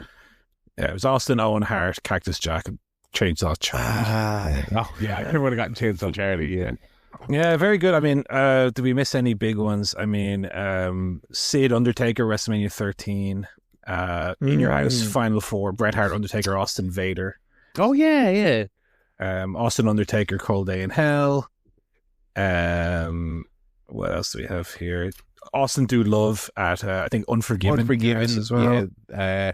I think I could have done most of 99 because you would have had Austin, Triple H at No Mercy, Six Pack Challenge at Unforgiven. Joe already did the SummerSlam one. Yeah. Fully Loaded was Taker, Austin, Bloods. Correct. King of the Ring that year was Austin versus the McMahons in a handicap ladder match. Yeah. And then May would have been the Unforgiven one, would it? Then we had some Over the Edge. Over the Edge, and then was Unforgiven. Yeah, okay. And I think we've done most of the rest from there. Yeah. Okay, very good. And then the last one for Pride is the shortest category. There's only 32 correct in this one. Money in the Bank match winners. Oh God, Barry, you're first. I assume just winners, not the times they won. So people who won, Money in the Bank had their matches, regardless of if they then lost the briefcase or didn't cash in or did cash in. Or let me say, Hope. Well, we use his real name, his shoot former name, his shoot name, Edgeford Copeland. Yeah. Rob Van Dam. Yeah. Mr. Kennedy. Correct. He could be the wild card in the Owen. Oh my God, that'd be great. Jack Swagger. Oh, yes. Charles Montgomery Punk. Yeah. God bless you, Joe. He's sneezing there. He muted very tactically. Well done. Oh, that's an expert right there. God damn it. Chris Jericho. I'm afraid Chris Jericho has never won a Money in the Bank. Yeah, never won it. Never won it. That's nuts. Yeah, it is mad. Yeah, that's like a Mandela effect. You would think he has. I thought he was the original winner. No, I was like, wait, what? Edge won the first one. Yeah, I had Del Rio and Danielson lined up. Del Rio, they both did win. Yeah.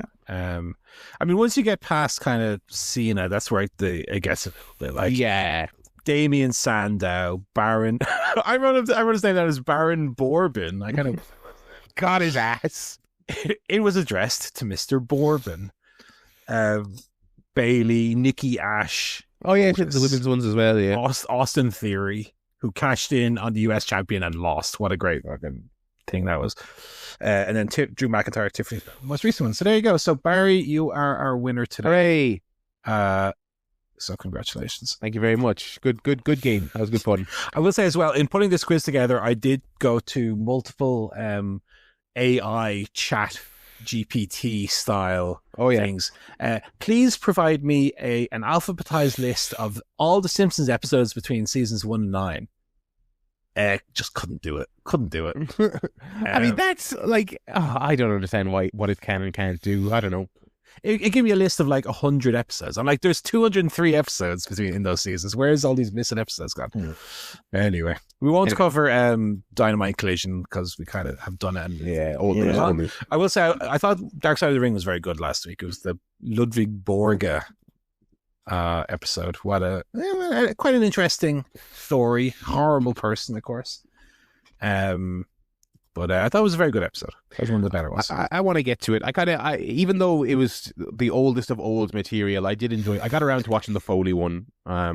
Look, it's like chewing gum TV. Do you know what I mean? It's like it's not blowing your mind, but it's well made and it keeps you entertained. I think the Foley thing, I mean, it's just so the people who make this show, centering it around Hell in a Cell really limited it, in my opinion. Right. I think you could have just done a Foley episode, especially because the entire second half of the episode is battling with the concepts of like his legacy versus what he did to himself. I thought there was so much there. There was so much there. And just, I mean, it's just another one of these things where it felt borderline WWE DVD stuff centering it around the fucking Hell in a Cell. Yeah. But yeah, I want to watch the Borga one. Yeah, they could have done a really detached kind of, look, these guys are killing themselves for this sport, quote unquote. You know, that would have been an interesting angle on it. This guy, like looking at it as like, this guy is so betrothed to succeeding in this crazy business that he's like killing himself for it, like literally killing himself. I thought, but the Ludwig Borg episode I thought was very good, very kind of back to what they were doing in the early seasons. So recommendation for that. And then on the movies front, we were talking last week about my burgeoning Danny McBride love. Yeah. Of watching Righteous Gemstones, and we did reference This Is the End, so yes. I did blow the dust off the Blu-ray copy, which I have, and gave it another spin. My first watch in 9 years. That movie, still very, very funny. Still very, very funny. Obviously, the James Franco presence is a little awkward. Especially that so much of the storyline centers around the friendship of Jay Baruchel and Seth Rogen's characters, as well as Seth Rogen and James Franco, who of course have since had this falling out and basically don't speak anymore. But I mean, Danny McBride's the star of the show when he turns up. We reference as well the line, "Jonah, fucking cunt," which is like the best thing in the movie. Yeah. He's just tremendous. I think Jonah Hill is also very funny in it. And I like kind of how the movie also works just as kind of an allegory for friendship. These guys who's kind of have started to drift apart, and you know the world starts falling apart as their friendship starts to drift apart. I thought it was very well done. The arc of their friendship is very well covered throughout the movie, and it's very, very funny, especially whenever Danny McBride is on screen. It's very, very funny. So still give it the old 2 thumbs up. It's great. Blu-ray did come with a lot of special features, especially some of which are also very funny. The Linorama, where they just show the actors improving. Very funny. One of them with Danny McBride talking about jizzing everywhere. Had me rolling in the aisles. But also on the special features was the short film on which the movie is not based, but was inspired by, which is called Seth and Jay versus the Apocalypse. So also starring Seth Rogen and Jay Baruchel. And not great short, I gotta say. Not very funny, first of all. Not really a comedy at all. But also shot in a way that felt very like student film. So a little bit of a laborious 8 minutes. Not one I'd recommend people go out of the way to see. But the main feature, again, I thought was really funny in a way that I feel like those kind of films have somewhat died off. Your Tropic Thunders, your kind of those Seth Rogen, Evan Goldberg, or Will Ferrell, Adam McKay from back in the day. Those kind of big, successful comedy. You don't really see many of those anymore. So very, very funny, and I thoroughly enjoyed it. How about you, Joe? Movies. I watched on Saturday Hello, Dolly, the 1960s musical with Barbra Streisand, Michael Crawford, Walter Matthau. We talked about these kind of films before, like these old 60s musicals where Absolutely no worries about the plot. Don't bother. You don't need a plot. You don't need a lot of character. Just good old song and dance and nice sets and costumes. And that, you know what? People loved that. They went out in their droves to see these kind of movies, and it was, very famous film that I've never seen before, so it was good to tick off their list. Right. Kind of weirdly similar in that it was a sort of musical and a lot of kind of big set pieces.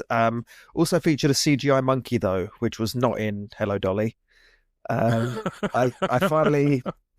We finally watched Better Man, the Robbie Williams biopic, which I've been kind of not really, wanting to see. And it was very enjoyable. As I've said before, I hate rock biopics. They're all so boring. They're the same thing. It's, I'm starting out as a musician, and now I'm getting bigger as a musician, but I got problems. Great. This was told in a really interesting way. It took a lot of kind of gambles with it. It wasn't just, scene. There's one sequence after Robbie joins Take That. They kind of tell the whole story of the band in one big dance sequence on Regent Street in London, which was really one of the best sequences in any film I've seen in the last few years. It was really well done. And I think minimal effects as well. Like they had a real huge cast of dancers on Regent Street filming this. So that was really good. There's a sequence where after leaving Take That, Robbie meets Nicole Appleton, who was in All Saints. They had a brief kind of relationship.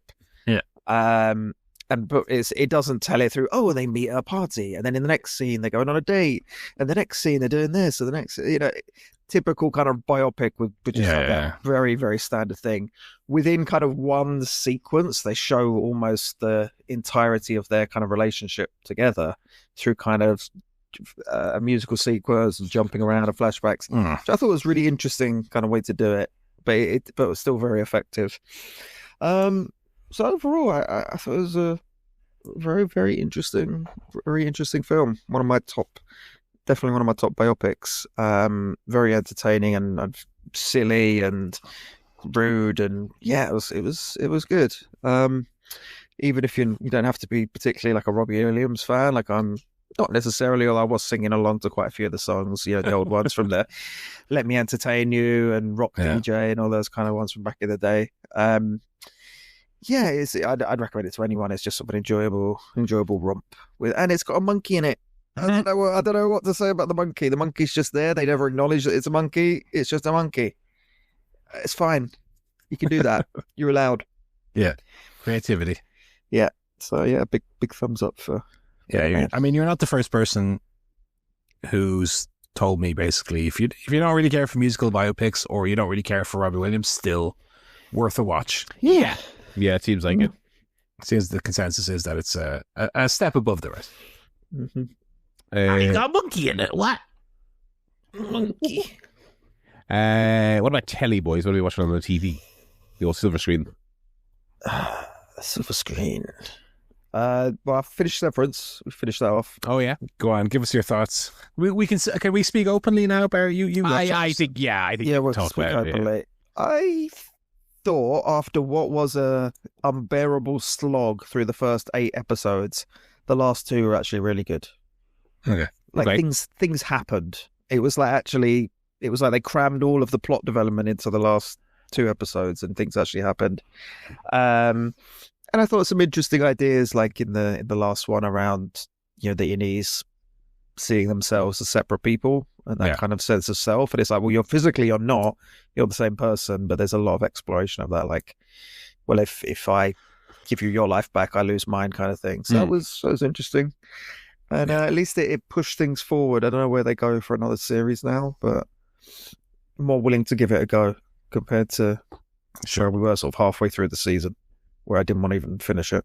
I mean, that's the thing, though, is that it has these moral quandaries, but it seemed this season so much more obsessed with, like, what is the spooky company and what is the background? That's like, that to me was never the angle that I was interested in. Like, for me, the best stuff in the series, as you said, Joe, was the kind of internal fight between the innie and the outie of the same person and how that reflects. And the Dylan stuff with the wife from the outside and that, and the Irving stuff, all the character stuff that was like really digging a little bit deeper into the minds of the characters and how they perceive the world around them, as opposed to laying the bricks for quote unquote the mystery of what is the business and what's going on.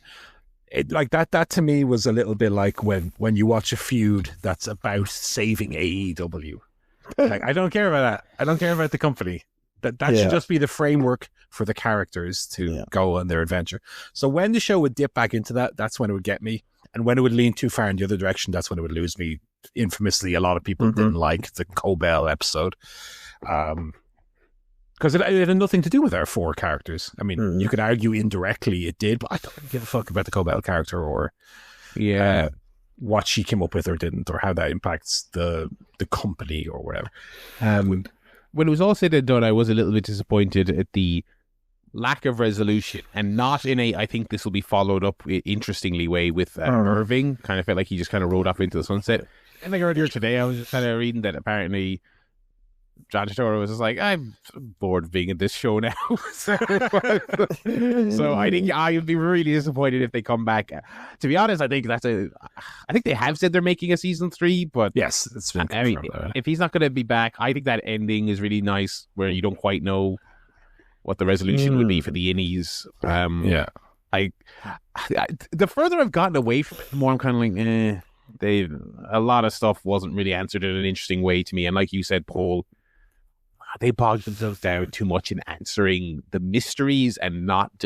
They did deliver some of the interesting character stuff. I thought, the Adam Scott back and forth with himself was done really well, and there was some really good stuff. But I'd kind of quit when I was ahead, to be honest. If I was, because also, I mean, look, they had a lot of strife making this one, and I don't know.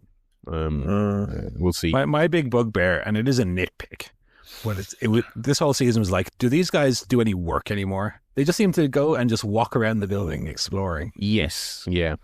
And I felt like that was the kind of core of the show, especially in season 1, was them in the room at the computers doing their little job, and then there would be little diversions. But like, it seemed like they dropped that conceit of the show completely, that these people actually sit there and do anything. We don't need to show that. People know that they do that. We'll just show them wandering around constantly and not doing anything. Which was part of kind of why I kind of fell off it slightly.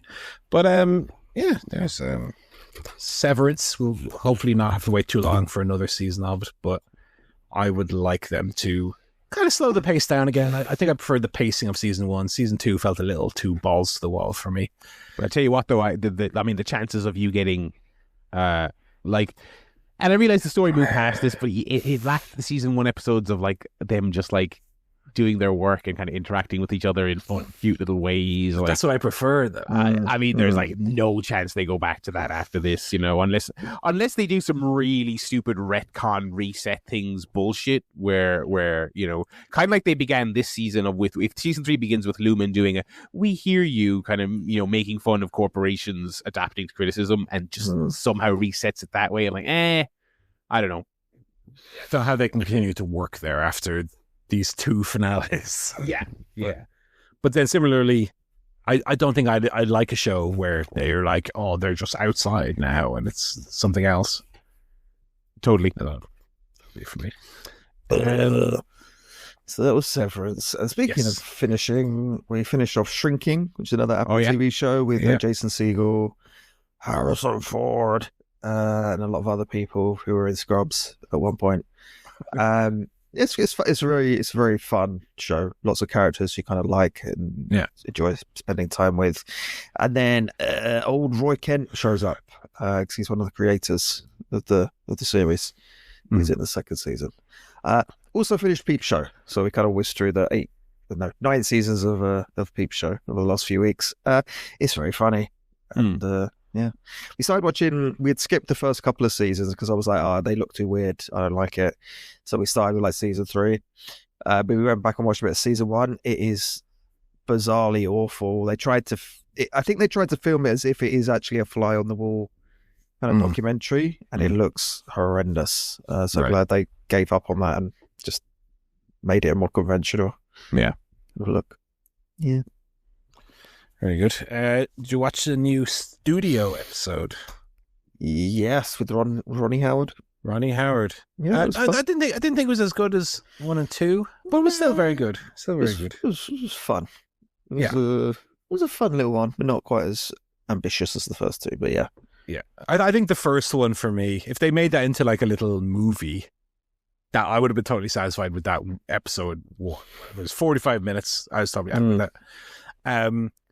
Yeah, I thought 2 was great, and then I think 3 was a slight set down, but still very funny. Ron Howard was actually very funny in it, I thought, as well. I do start to wonder how long they can sustain this for, and whether it might be worth going, like, revisiting old threads as opposed to being standalone every episode. Before you've kind of gone to the well. So maybe, like, what else is left for them to do in terms of satirizing the movie? Yeah, there's no character business. development. No, it doesn't seem to be that kind of show. But then also, like, there's only 10 things you can do. Really. If this is a two season show with, like, they just burn through the 15 plots you can do in Tollywood, then I'll be happy with that. That's all right. I don't need it to go on forever, you know. Yeah, I don't know if you saw the last half in the bag. Talked a little bit about studio. I thought they were a little bit harsh on it. Not seen it yet. Yeah. Oh, I mean, I thought the last half in the bag was very poor, to be honest. The Minecraft one. I haven't watched it yet. I got the impression from the title they didn't actually watch it. They did, but they don't have any real insight on it. We won't review it, but I thought it was one of their. I haven't been loving the output lately. I haven't really been loving it. This one was a weaker one for sure. I kind of want them to either talk about the movie or talk about. I enjoy their videos where they expound on the general state of cinema. I think that's theater going. I think that's good. Do one or the other. I felt like that Soderbergh movie that you and I didn't like, Paul. Presence. Yeah. They kind of spent most of it talking about how much they appreciated the effort of making it, but didn't. And I was like, then I was like, that seems bizarre. I can't believe they liked it. And then they were like, well, we didn't really like it. I was like, well, I don't know what you're giving me here, fellas. I mean, I get it, and we talk about it on the show. I get it. A lot of movies are shit now, and it's nice that some people are still trying. But it was this weird kind of like I liked it, but I didn't like it. I haven't loved the Red Letter. Yeah, I mean, with the Minecraft one, they didn't have any unique take on the film, and then also they kind of recycled a lot of their talking points they've done to death about the IPization of cinema. Right. It kind of felt like I've seen it before. I don't know. Anyway, studio is still good. Check it out. And then White Lotus is done for season 3. Dunzo. A good finale. I thought it was a very strong season. A couple of things in the finale I wasn't a huge fan of. A couple of the twists were a little obvious and a little convoluted, but I thought it was a decent finale to a strong season. So.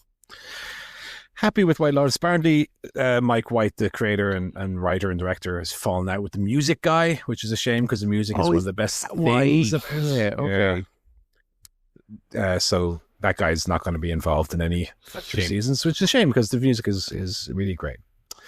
And then off the topic of TV and onto the games, or in a sense, kind of the TV version of games, we had the Nintendo Switch 2 Direct. Yes. Where they showed off a lot of good stuff, a lot of interesting stuff, let's say. What did you guys make? Did you watch the Switch Direct 2, Joe? Nah. Switch 2 Direct? I wouldn't watch that. But I just read the blue skies. Okay. I thought it was quite good. I thought the Mario Kart World feels like Nintendo, as far as that kart racing genre goes, they always feel like they're one step ahead of the other very solid kart racers, don't get me wrong, but in doing a kind of mashup, kind of a Forza Horizon style for Mario Kart, that could be interesting if they like hide little secrets dotted across the map and stuff like that. I'd be into that. Oh, I'd imagine that would be a big part of it. Yeah, I thought that looked great. I thought it really looked fantastic. And then the other big announcement was Donkey Kong Bonanza, which looked fun.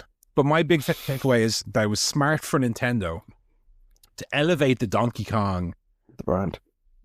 as they call it, the brand, the franchise. that is what they're doing. The Donkey Kong brand to the level of a Mario or a Zelda. Like, why not make a proper extra franchise in that way? Like in a way that Sony and Microsoft have kind of really struggled to do in the last few years. Nintendo is like, fuck it, we're doing a big old Mario Odyssey style Donkey Kong game. Very smart. Yeah, and especially because it's the movers and shakers for Nintendo have been the same for a while. Like, everyone's anticipating Prime 4, but Metroid's never been a rush out and buy the Nintendo console franchise for the general audiences. No. It's been Zelda and Mario. That's what it's been. And Mario Kart have been the two. So having Donkey Kong be the main event here with a game that looks like, I mean, people kind of look at this, oh, Mario Odyssey 2. Oh, no, it's not Mario. Oh, but it's a game that might scratch that itch. You know, it's a game that's going to be big and open and adventurous and exciting and innovative. You know, I thought that looked great. I thought the two big flagship games looked great. Yeah. You know, the thing itself looks good. It looks like a Switch. It looks like a Switch. Does. I'm less convinced about their obsession with you can hold the Joy-Cons like upside down and then pretend like you're an astronaut and then just fucking make games. Like, I don't need to do all this stupid nonsense. I mean, they had a lot of that stuff that was very reminiscent of the Switch 1 reveal. I mean, everyone went crazy when the patent leaked for the mouse thing. And then they showed the mouse thing at this. And I'm like, that's very cute. Then you think about it for longer than 5 seconds. Wait, who's possible? Let's say Metroid or the new Doom. Who the fuck is going to play Doom, the new Doom, with one of these Joy-Cons as a mouse and the other one in your hand as a normal controller to do all the others? It's like, it's not going to happen. Most of the shit they showed off here will be like most of the Switch 1 demonstration. Who remembers HD Rumble and listening to your controller to hear how many ice cubes are in it? None of that shit got used beyond the first game Nintendo themselves made for it. It's going to be, and it's the same as flipping the Joy-Cons up and down, using them this way, using them that way. How do most people play the Switch? Joy-Cons plugged in your fucking hands in bed, holding it up, hoping you don't drop it on your face and kill yourself. I think the mouse functionality is more interesting for stuff like Civ and games that really struggle to translate from PC to console. Yeah. And this gives an option for that. It's certainly not a bad thing to have, but yeah. You know, obviously there was the whole price consternation. While I was watching it, I was actually really confident it was going to come in really cheap, because when they said LCD screen, not that that's like terrible or anything, but like there's not a lot of new stuff shipping with LCDs these days. Yeah. No OLED. And they didn't specify, and I believe to this point they've still not specified what type of storage is in there. I assume it's like an SSD, but I don't know. And so when they didn't specify, I was like, all right, this thing must be coming in cheap. You know, $450/$500 for the bundle. I was initially kind of taken aback, and then the more I thought about it, I was like, 2025 money, that's about where things are. It's still cheaper than a lot of other stuff. It's not extortionate. And then the games, I mean, the games are... I understand the consternation about that a little bit more. Well, if you want to learn more about your Switch, there's a little game walk around on the Switch. We have to buy it. Yeah, it's a tenner. What the fuck? I will not be spending a tenner on that. Sorry. No, I'd be better off spending a tenner on that like calculator for the Switch 1 that costs money, which is great. I think one of the bigger things that kind of came out of it was the unlocking finally of these GameCube games that have been locked away on this system that nobody owns except me for 25 years. Wind Waker, F-Zero GX, and some other ones, finally going to be playable for people who didn't know. Like, Wind Waker has only ever been officially available on the GameCube and the Wii U, two of the worst-selling Nintendo systems of all time. Now people can play Wind Waker. Now people can play F-Zero GX, which has only ever been on the GameCube. Yeah, that never even got a port. Yeah, that one's crazy. No. Great stuff. Yeah, and look, they didn't announce a price increase or a new tier on the NSO. So now I'm a little bit kind of thinking, maybe I could pick back up NSO for like all the stuff they already have plus GameCube. I'm like, all right, that's pretty good. That's pretty good, you know. Yeah. Backwards compatible, which is good. They have a list of games out that have some issues. That's fair enough. PS5, well, like things don't just magically work. That era is gone. Right. So they did a very good Nintendo-ish job of explaining the way certain games work. They were like, here's your native game. Here's a Switch 1 game that just works as normal on Switch 2. And then here's your Switch 2 edition. Yes. These. And so as I was kind of pondering what direction they would go at this from. And it seems like the way it's going to be, if you want to play Tears of the Kingdom at a good frame rate for once, you spend 20 quid to upgrade it on Switch 2. Or it seems like they will then also be selling it as its own like standalone full price game. If you never bought it to begin with, you can buy Tears of the Kingdom Switch 2 edition on Switch 2. Did I see somewhere that if you have Nintendo Switch Online, they get those upgrades for free? For those two games, it seems the two Zeldas, it seems like those are included. So much like the way some DLC is included, like the Mario Kart courses or the Animal. Again, good value. That's a good value. Someone in my own chat when I was pointing out, I thought it was a great. I never even thought about it. I don't think Nintendo Switch Online is like a super service or anything. I don't have it. I haven't had it for months. But they're shitting all over PlayStation Plus's back PS2, PS1 offering. And that is dreadful. And it's so cheap in comparison. It's so cheap, and and once this thing launches, like you said, people are going to be able to play beloved games that were locked away on a system that nobody bought in real time, nor do they have access to today, like Wind Waker and F-Zero GX. Real deal stuff. And, while the NSO emulation hasn't been flawless, it's certainly been good enough for general audiences. I mean, the PlayStation equivalent is just so bad. And then they had, I thought they had a really good presentation of big, cool games to advertise on your Elden Ring, Cyberpunk.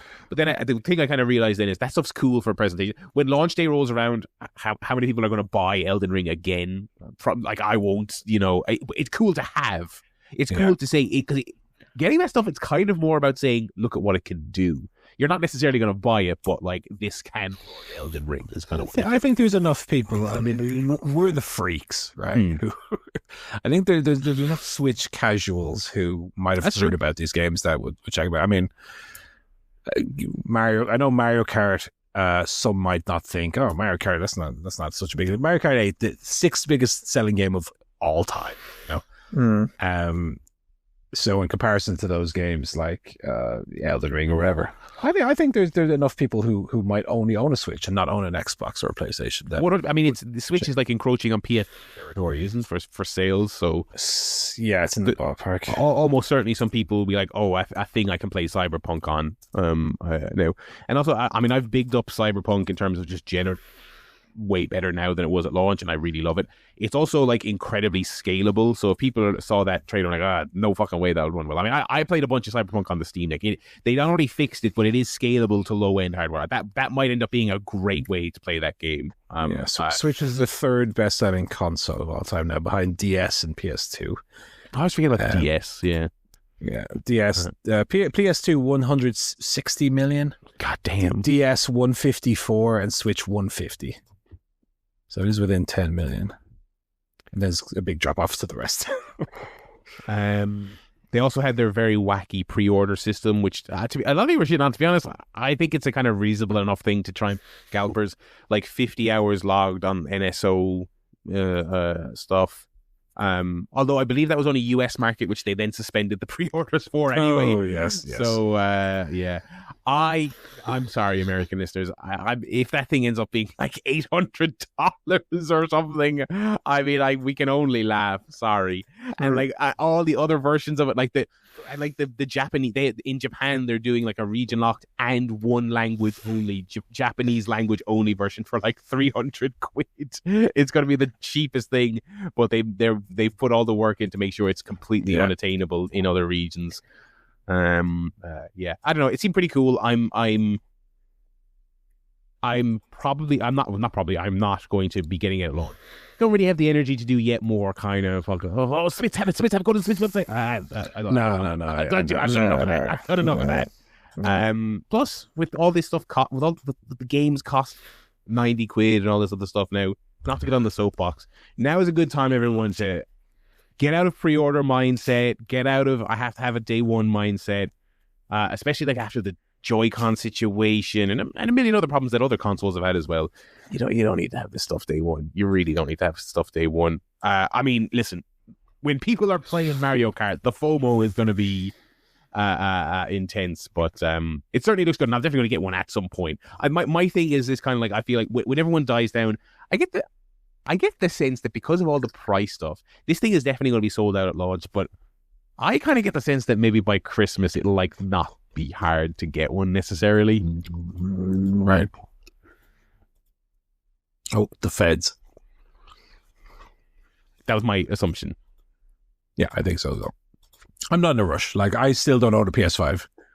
And I didn't get the Xbox at launch either. So I didn't even get the Switch at launch. I got the Switch like 6 months after the fact, so it's fine.